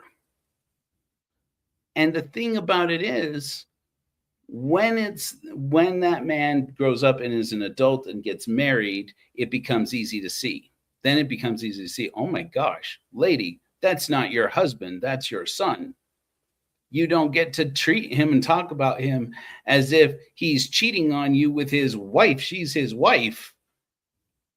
It's easy to see when they're adults, to see when the son is an adult. It's a lot harder to see when he's a teenager and it looks like proud mom being proud of her boy, telling everybody, my boy this, my boy that, and it sounds lovely. Oh, listen, she's so proud. If it's harder to see those triggers in other people, let alone in yourself. And so then you have this relationship where this mother-son relationship has been growing toxic for 10, 15, 20, 30 years or more. And neither mother or son necessarily know how to heal that it exists, much less how to say, hey, we're going to put a boundary here. I don't want you to talk to me about that. I don't want to hear that. I don't want you telling other people that. That's not the relationship we have. And if you don't, and if you want to continue to have this relationship, if we are going to continue to spend holidays together, you're not going to do and say these things. And then it looks like, wait, you're my husband, especially with the daughter-in-law, right? Especially with the wife, who says, look, if you and I are going to continue to have this relationship, you're going to tell your mother she can't talk to me that way, and she can't talk about me that way. And then when he doesn't do it, she gets offended. Of course she does. Of course she does. Here she is in a relationship with a person, and there's this woman who has no business feeling offended and feeling like he's cheating on her, acting as if he's cheating on her by being with his wife, the person he chose to be married to. And so we see this again and again. We see the same thing happening with surrogate fathers. This man was a father to me. You'll see it happen. Men, women, persons non-binary. Say, this man, you got to understand, my father wasn't around a lot, or my dad was abusive, or my dad didn't get me, didn't understand me. So in this community, that person was a father to me. They were chosen family to me. He was my male role model. And these attachments happen all the time. And they are often healthy relationships. And then you find out that sometimes you'll find that that's a completely healthy relationship and everything's wonderful. And what a great thing to have positive male role models in our lives. We all need them. But then how often it becomes important in this detoxifying our relationship to high demand religions like Mormonism, like evangelical Christianity, like the Jehovah's Witnesses, like Scientology. Scientology is falling apart right now. I don't know how many of you have been watching it. I think it's only really starting to surface right now, but we're starting to see it, where a lot of ex-Scientologists are finally ready to come out and say, to flee en masse. And the change that we've been seeing in Mormonism, the change we've been seeing in the Jehovah's Witnesses, the change we've been seeing in Seventh-day Adventists, it's hitting the Scientologists hard, and it's just going to keep accelerating. It's just going to keep rolling. I think if current trends are any indication, this is going to keep rolling. It's going to keep becoming a thing, and we in the Church of Korihor are going to have to support more and more people, and we should. I feel an obligation to do it. Yes, maybe. I feel a need for it in my life. I feel excited to be a part of it, deconstructing. But in this paradigm of deconstructing, we are going to likely have to deconstruct male role models that people had considered positive male role models in their life. And let it not escape that in Mormonism, a bishop is called the father of the ward. So why should it be a surprise when people say this man was like a father to me? And then he started grilling me about whether or not I masturbate, started grilling me about whether or not I look at smut on the internet. This man was like a father to me, and he's asking me these questions. And it got abusive. It got hurtful. To say nothing of the Catholic Church, where the very title of the priest that you confess to is father. Go up and down the line. And then you look to the political paradigm. Again, I don't tell people what to vote for, who to vote for, what not to vote against. I don't represent anybody's political interests.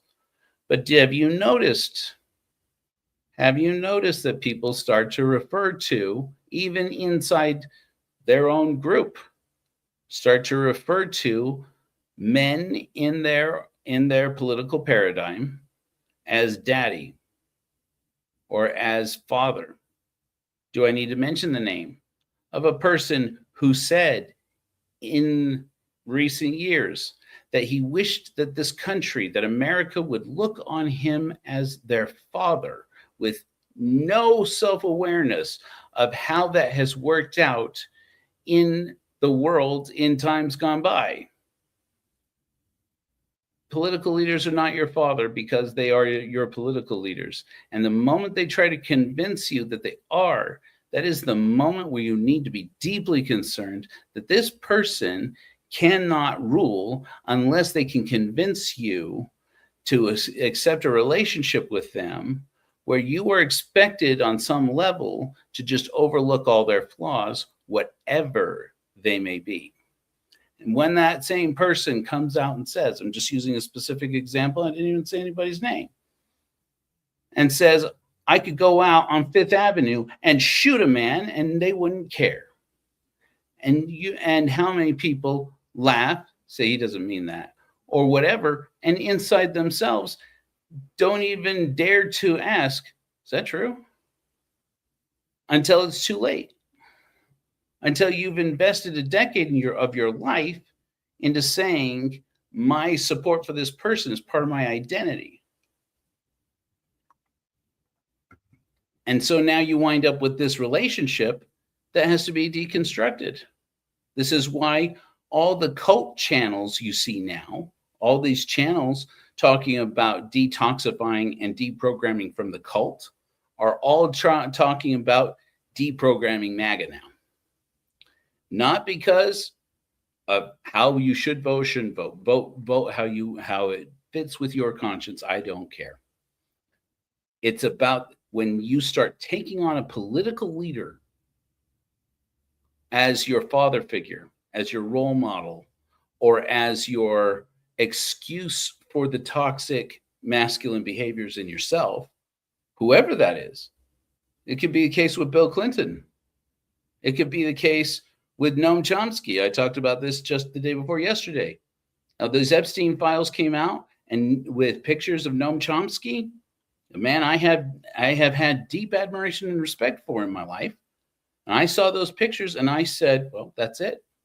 I had to deprogram a little bit. I had to stop and look at that and say, I can't. I expected Bill Clinton. I did not expect Noam Chomsky. Everybody expects Donald Trump. And yet, there were people who stood up in defense of it and said, well, we don't know what we don't know. They haven't proven it. And it becomes this toxic game we see again and again with, oh, they can't prove that so-and-so went to that rally with a firearm, meaning to hurt anybody. You can't see, and that's not just one person whose name may rhyme with Schmeil. Here in Utah, we have a situation of a man who showed up armed to a protest. And when a man who was supposed to be armed, who was armed security for the protest, in spite of the fact that the protesters, the organizers of the protest, had said, we don't want any security guards, these people protecting us, we don't want any of them armed. And they broke from the national organization that told them, I think probably wisely, don't be bringing these armed people in an environment where lots of the bystanders or lots of the participants are going to be carrying arms. And then tell them your responsibility is to protect everybody at any cost, to protect anybody from being harmed. And that's why you're armed. Somebody is going to get shot. And lo and behold, the person who wound up getting shot, beyond this person, there was also an innocent bystander, a designer who was, as far as I know, supportive of what the protesters were marching for. It was just in the wrong place at the wrong time. And now here in Utah, we're having to have this discussion about what's to happen with the man who shot him. Was he just doing his duty? Was he just doing his job? Was he doing what he had been sent there to do when he wound up shooting a person for carrying, which is not against the law, and hitting somebody else in the process who was just an innocent bystander? And now that man is dead. Is he guilty of manslaughter? Is he guilty of murder?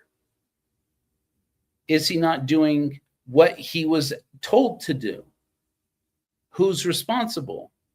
All of these things come out of the moments that we look around and say, the organization, the leader, the person, persons, the committee who represent my values instructed me on what I was to do, how I was to think, and how I was to behave. And if somebody got hurt in the process, why don't I get to turn around and say, but they said, because you are a person who has the responsibility for your own actions. But what do we do in a situation where cults start to dominate our lives and start to tell us, this is what you may feel is true and what you may feel is your value. But if you had values, the organization, would have given them to you. And now I have successfully ranted for 2 hours about this. And it was a difficult conversation. I'm sorry if it hurt anybody's feelings. I would again just encourage you, if you would with me, just take a moment.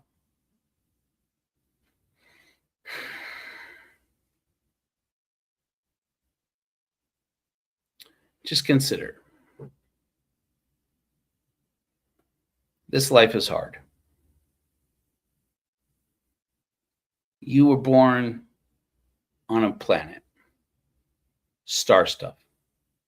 Every cell and every atom in your body was born of the stars. And while to the universe that means nothing, because the universe is not a mind, in that star stuff is a mind. And that mind, I put to you, you cannot read in a tarot card. You cannot hear in a prayer. You cannot communicate with in a vision, though those things may be interesting and useful tools to touching that mind. And the entirety of the universe as that mind understands and perceives it, being a part of the universe, looking out at itself and observing itself. That mind is your mind. That being is you. And though that might mean nothing to a stone, and that might mean nothing to a lizard, and that might mean nothing to your parents, it may mean nothing to the state, it has to mean something to you. Or that part of the universe, feeling like there is meaning to it, will go away. And life will feel like it's not worth living. And we here at the Church of Korihor are making lives worth living. The first life you change is yours. So again, I encourage you, just stop and take a moment. And with all the triggers around you,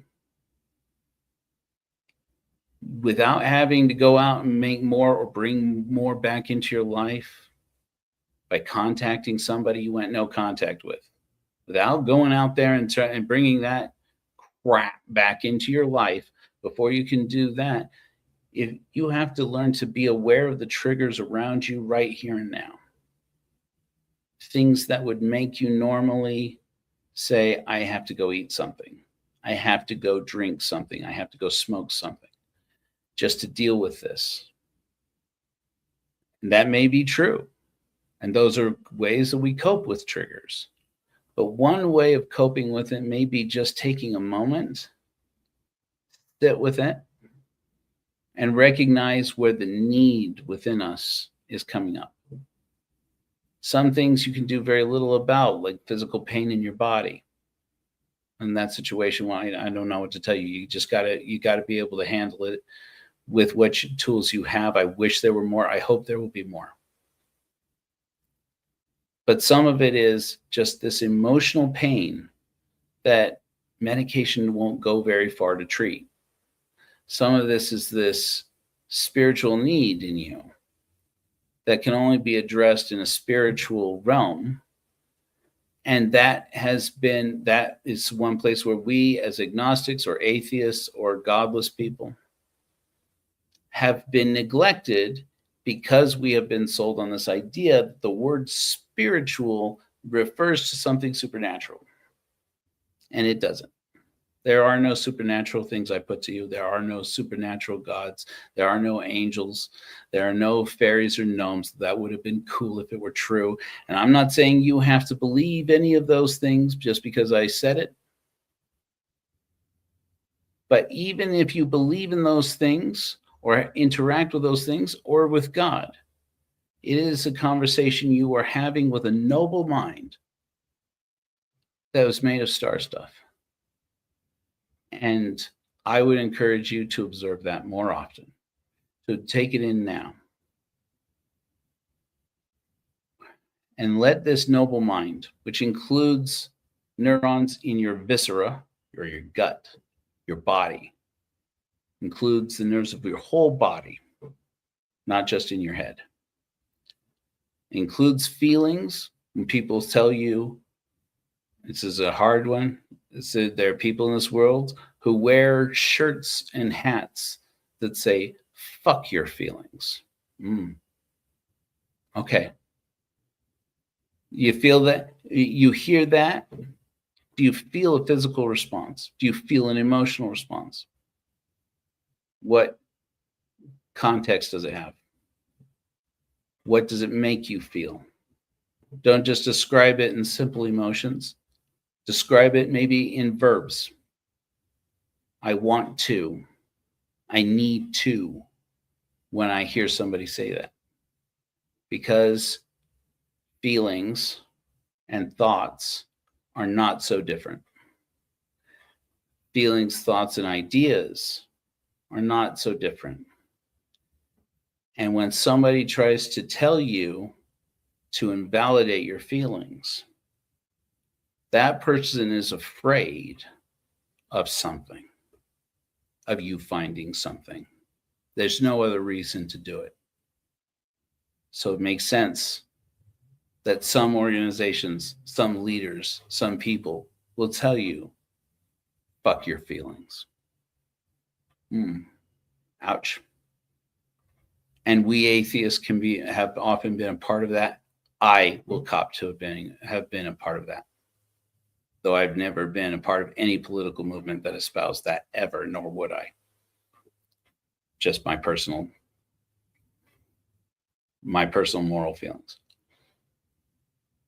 Your feelings are valid and they are temporary.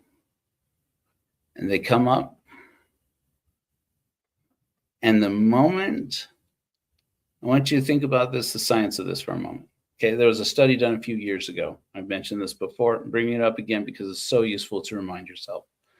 They found that a feeling generally lasts a matter of a few seconds, even as little, generally, as somewhere around 6 seconds.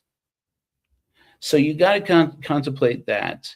If somebody says something or does something that triggers a feeling in you, and you are feeling it an hour later, I'm still pissed about that, or I'm still sad about that, I can't get that out of my mind, and it's an hour later, or 2 hours later, or a day later, or longer, that is not one feeling. That is a feeling that came up. And because it was deep, because it was profound, because it hurt, or because it was upsetting, you reinvested in it for another loop. And your brain reinvested in it for another loop. And your brain reinvested in it for another loop. And oftentimes that loop is only the result of our pushing back against it because it hurts so much, or because it is so inconvenient, or because it drives us to a behavior that can become dysfunctional and toxic because we don't know how to cope with these feelings. We don't have tools to cope with these feelings except to go back to carbohydrates, back to booze, back to drugs, back to toxic relationships, because we don't have any other tools to just sit in it and just say, I don't have to say anything. I don't have to do anything for this feeling to come up and be totally legit, and just let it go. Not just let it go. Let me rephrase and say, time marches on. You are swimming right now in space-time on a planet that's moving thousands of miles an hour around our star. A humdrum, ordinary star, like so many others in this neighborhood of our galaxy or any galaxy. And we're moving around in this, and you don't have to do a damn thing about it to make it happen. It's just going. This engine just runs. And you go forward in time because this engine just runs. And because this engine is running, and the days and the hours go by, those feelings that come up in that space, those triggers that bring up these feelings of that hurts my feelings, it makes me sad, that aggravates my feelings, makes me angry, and put more specific verbs to it, makes me want to punch, that makes me want to cry, that makes me want to huddle up, that makes me want to soothe, that makes me want to tap, that makes me want to hit. Whatever those feelings are, whatever those verbs are, they come up in time. And every moment is an opportunity to branch them out and say, I acknowledge you. You're valid. You're fine. You, the feeling, you came up. And that was a necessary part of me, and I appreciate it. That's a necessary part of my experience. I appreciate it. I'm going this way. You go that way. You're going that way? Fine. I'm going this way. And just let it go. That's how we let it go. But but that oftentimes that language isn't helpful because you think it's like holding it in your fist, and it's not. And if we let it, maybe there should be more words, better words for it. But this paradigm of just let it go, this idea of just let it go, might be that you think to yourself, well, it's atrophied in there. It's so deep.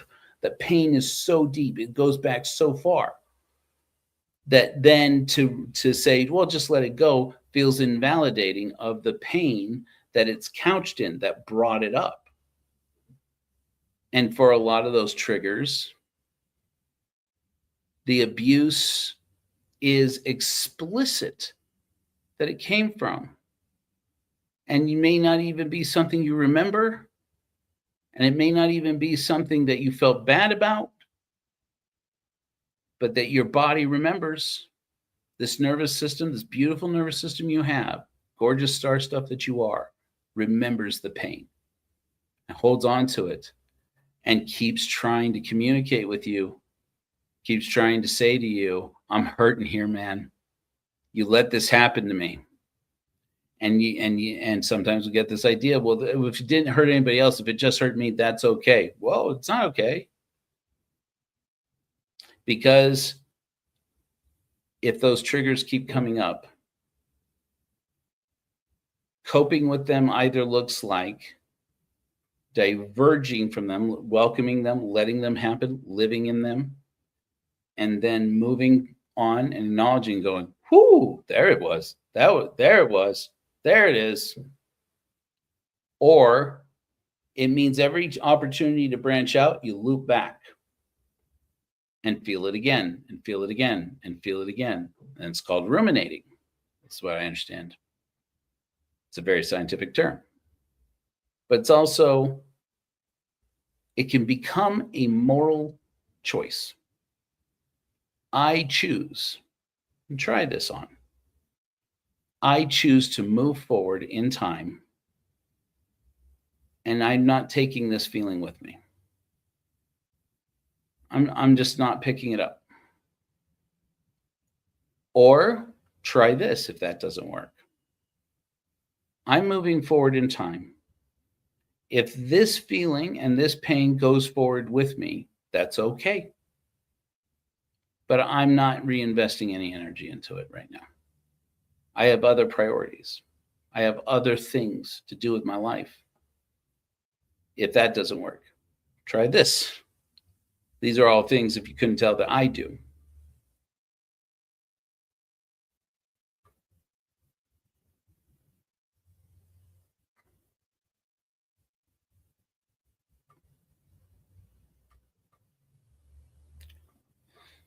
Sorry. This is usually a part-time. Core horrors know this is usually a part-time when I cry a little bit.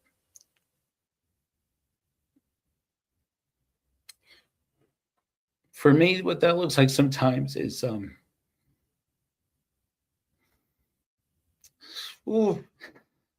living in it now. You couldn't tell. I'm living right in it now. I choose to be my father's son.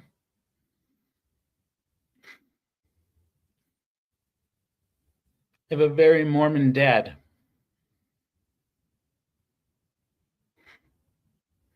That I love very much. For all my shortcomings and flaws as a father and as a husband and as a man. Most of the ones that I am proud of are his. I know his toxicity. I know his pain. I learn more about it as much as I can. And I know that he is him and I am me. But when I try to imagine loving myself, which is a hard thing for me to do and a big part of my spiritual development, I try to live as Glenn Rollins. not just to make him proud, because that's hard to do, because I'm sure that the proudest that I could make him is if I were still Mormon.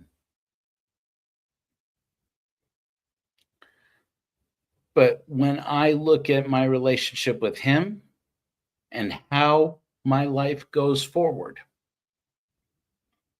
I look at myself and say, is this a man who took the best of Glenn Rollins and added it to his story?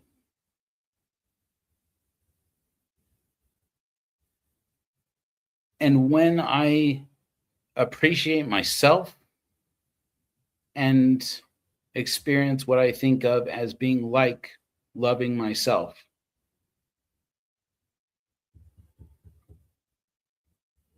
I remember that I'm Glenn Rollins and that I live up to it. There are some things that I will never live up to because his standards are some standards.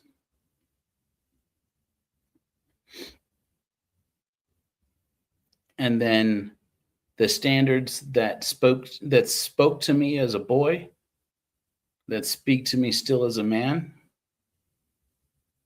are all the things that caused me to choose one day that I wasn't going to go back to church. To choose for a time that I wasn't going to speak to my mother. To choose that if I was going to marry this woman and have children with her, it was unfair to cut my mother out of my life just because I couldn't handle being triggered by her behavior. And that I was going to open myself back up and let her back into my life, and not just allow her to be present, but also allow myself to love her again and to forgive and to let her be herself and not ask her to change, but to set boundaries for me, for my wife at the time, for my children. And that as I invested in those boundaries, and as she let me know her boundaries, and I respected those boundaries, we would reinvest in this relationship, and we would renew, and we would be family. And that it's not permanent. That we would reinvest every day. And when the day came that we said, nope, you crossed the boundary, and that starts to deteriorate and we can't resolve it, well, then it's over. It goes back. And it was that same environment where I had a sibling who crossed a boundary one too many times with me, and I have not spoken to them since. And I often have to ask myself, would I let this sibling back? Same thing. If you've ever had a relationship with lovers you've left in the past, you've had to make this choice there too. Can we even be friends? Can we even be a part of each other's life? And it's totally acceptable for the answer to that to be no. No, we can't be a part of each other's lives. This got too toxic. This got too dysfunctional. I just tear you down, you tear me down. But it's a lot easier, I would suggest, with a lover or with an intimate partner, though that is hard, than it is with your child,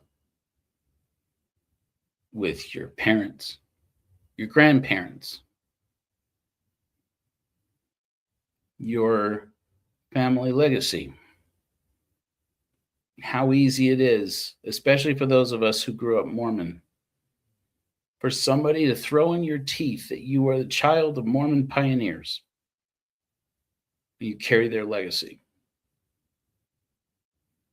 How easy that is. And to allow that generational trauma to hurt you again. I can't imagine what it must be like for Black Christians who I hear talking about growing up in a household where to be Baptist was synonymous with being Black, where being toxic masculine in your behaviors was synonymous with being a man at all.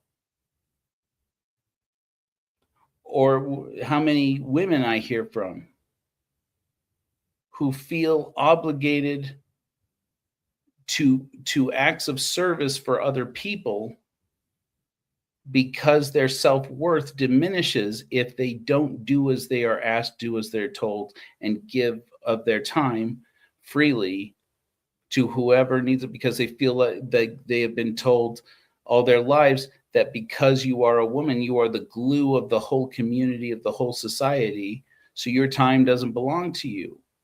Your ambitions don't belong to you. All these pains, they live in us. And we will do better every time that we learn to accept that you have a brief moment in time. You only have so many breaths left in this life. Don't waste a single one of them on a relationship with a person, an organization, a political movement, a philosophy, a school, or any other relationship that tells you you owe it to us to be a part of this relationship. You're obligated whether you like it or not. Fuck that noise. No, I do not. If you can't be good, there's this old song. I'm going to close with this. We'll do a Godless hymn here, and I appreciate you guys for indulging me here a little bit. There's this old song says that goes, I don't want to play in your yard. I don't like you anymore. How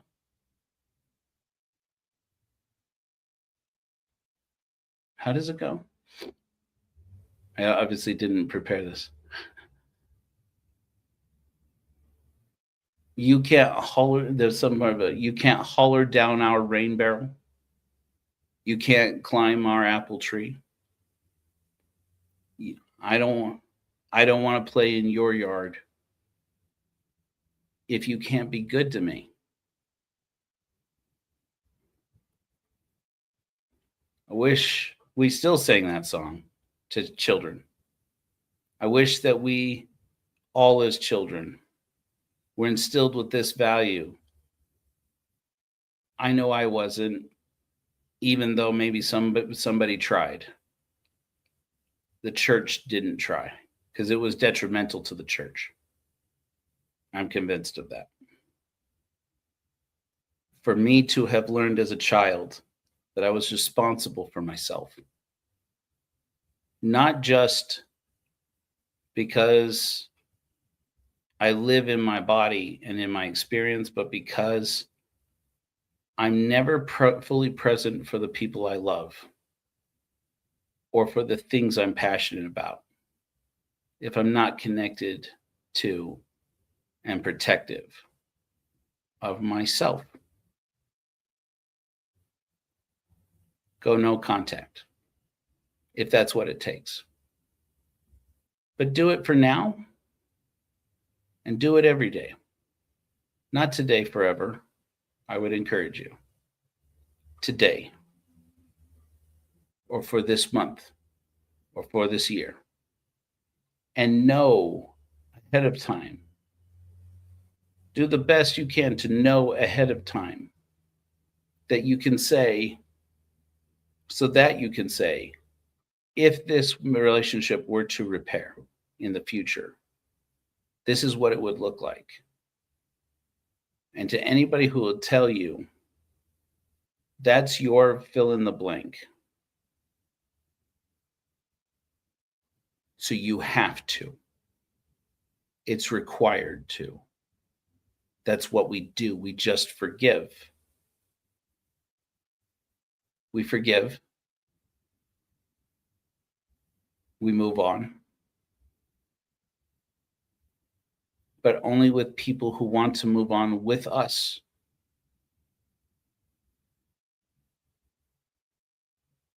Amen.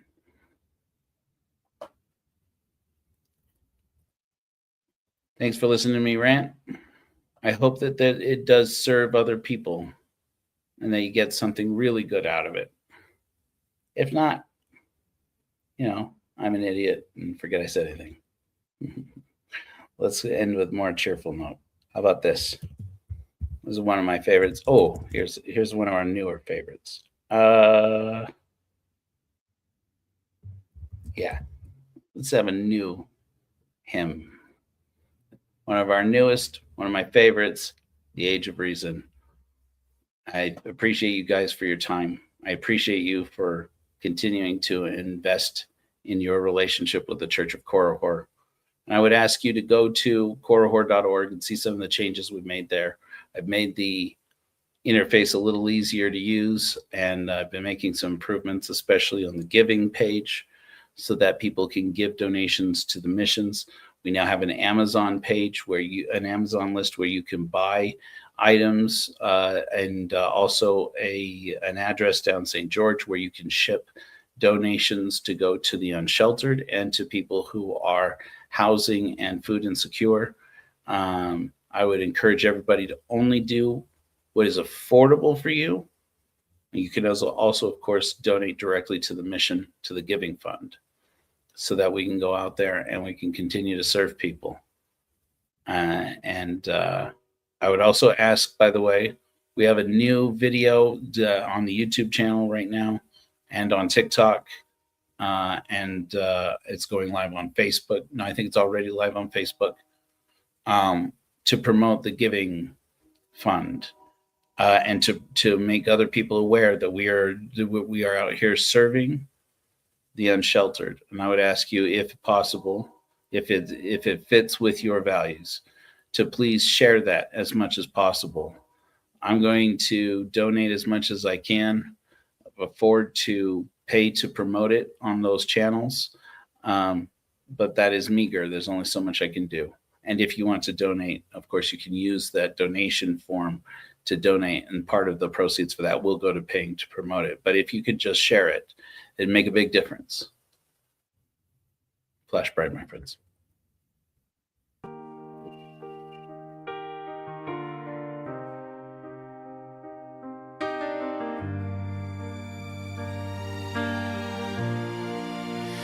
After the night of faith dawns our revolution. Rebels in an age of doubt took hold of our evolution. Harness the elements, tame the gods of thunder, cast off the slave's chains, look up with wonder. Born into the age of reason, with hearts that grow and heal, we can build our tomorrow with minds that know and feel. Rise against tyrants, rise from bended knee. Dawn the age of reason, we choose to be free. We choose to be free.